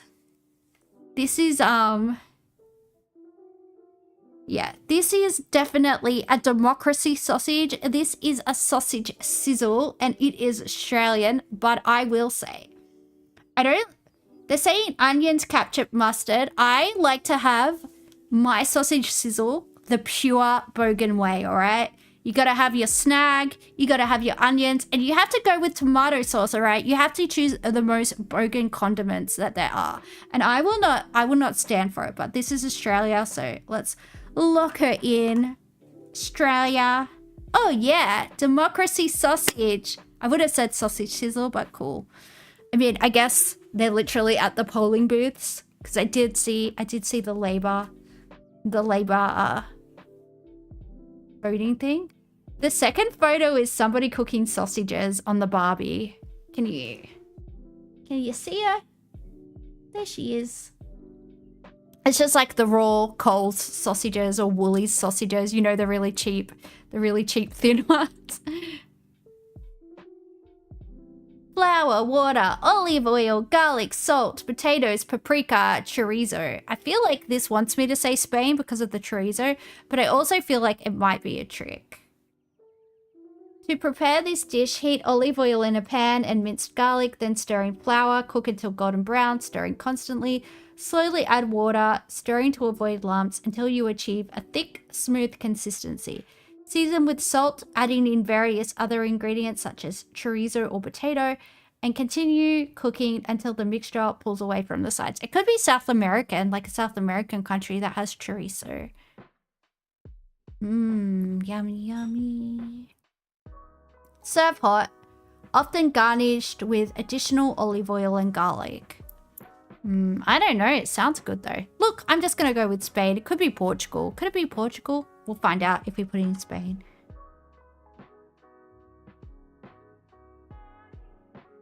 Oh, it is Spain. It wasn't a trick.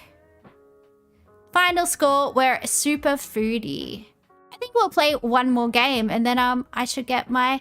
I share so much about my personal life. I can't believe I shared that I went all the way from Sydney to Berlin for sexy time. And I flew economy and I had to stop. Okay, this was the cheapest flight I could get and it was 30 hours and I did not sleep for 30 hours there and 30 hours back. Okay, this was the trip.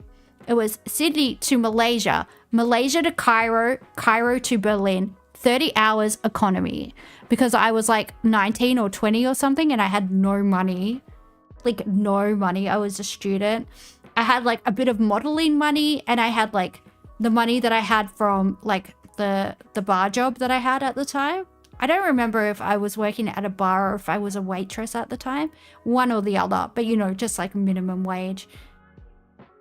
Hey, if you're monogamous. Well, I was monogamous, the Hyperbovian. I was monogamous. He just wasn't monogamous. Oh, and I think he was sleeping with a bunch of German girls too. Needless to say, I did get some STD testing done after that relationship. And thank God he didn't like give me anything. But that's so disrespectful. Disrespectful, goddammit. We both live in Melbourne. It would be so awkward if we ran into each other. Oh, I want him to see how good I look. I'm such a bitch. I want him to see how, like, yeah. You can't hit this ever again, you dickhead. It's satisfaction. Semolina grains, olive oil, onion, garlic, tomatoes, chickpeas, carrots, zucchini, turnips, celery, paprika, cumin, black pepper, salt, lamb or chicken, harissa. Ooh, harissa. Parsley, coriander, saffron. Okay, I feel like this is going to be Moroccan or Iranian or something. Let's try Morocco and then let's try Iran. Oh, correct. It's getting hot in here. So take off all your clothes. What's wrong with me? Arborio rice. Arborio rice? Arborio rice. That's how you say it. Chicken broth, tomato sauce, onion, garlic, pecorino cheese, mozzarella cheese. Okay, this is Italian. This is the worst looking dish by far. They don't taste too bad. They don't taste too bad. It's just a deep fried Italian snack.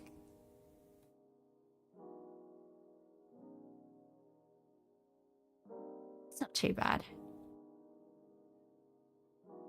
I think this is, oh, it's got peas, pickled boiled eggs, cooked chicken or ham, green onions, mayonnaise, mustard, salt, or pepper. I feel like this is either British or German. Potatoes, carrots, peas, pickles. No, this is German. This is German potato salad, I feel like. I feel like I've had this. Nope, and I was completely wrong. We are cold. We are very, very, very cold. All right, well, I stuffed that up. This dish is made by boiling and chopping potatoes, carrots, and eggs. It also includes diced pickles, onions, and diced cooked chicken or ham. All the ingredients are mixed together. Could it be American? Could it be American? You thought they were called arancini? Yeah, I thought they were too. Should I try America? United States. Ice cold. Alright, no more guess. Olivia salad. Olivier salad. I don't know. I'm out. I got no idea.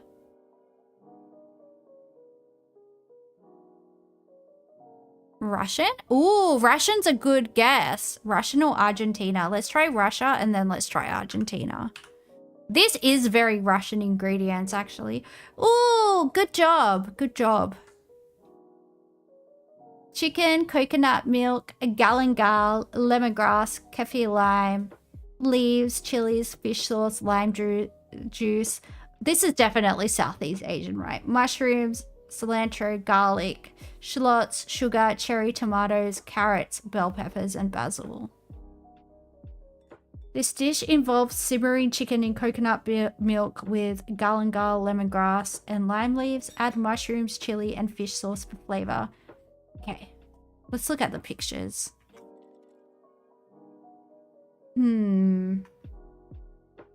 Not helpful.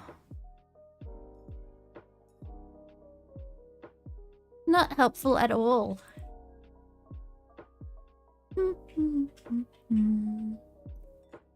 It's Thai?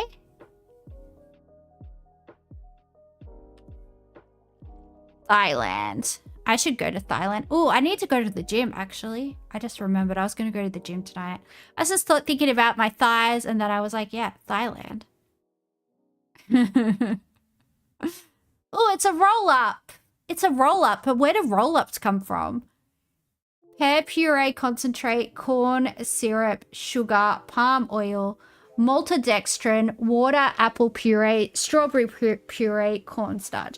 Are roll-ups American or British, or are they Australian? I mean, obviously we have them here. Where are they from? I think I have seen them in American shows. I feel like I have seen roll-ups in American shows. So confusing.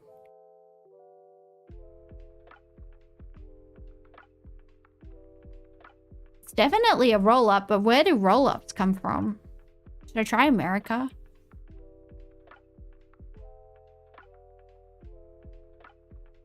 Does anyone know where roll-ups are from? Help me.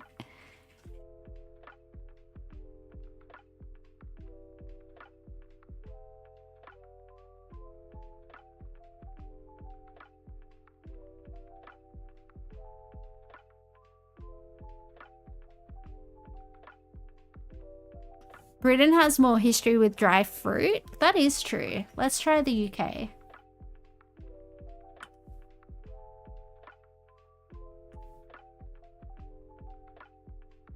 Cold. We want to go northwest. So maybe Canada? Maybe the United States? No. I don't know. Let's try America. Correct. Fruit by the foot. Oh, they don't call it roll-ups. They call it something else. Introduced in 1991. Astronomical genius. Anyway, guys, I have to go to the gym because, I don't know. I just do. I'm trying to like get to the point where I can crush a man's head between my thighs like a watermelon and like just, you know, death by snoo.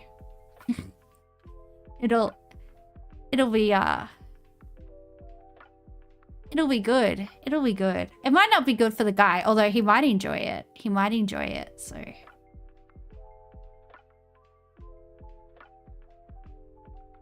I will. Thank you for hanging out, everybody. I will have a good night. I'm going to do some hack squats. I'm going to do some hip thrusts, work that booty, and I'm going to, yeah, gonna get it done.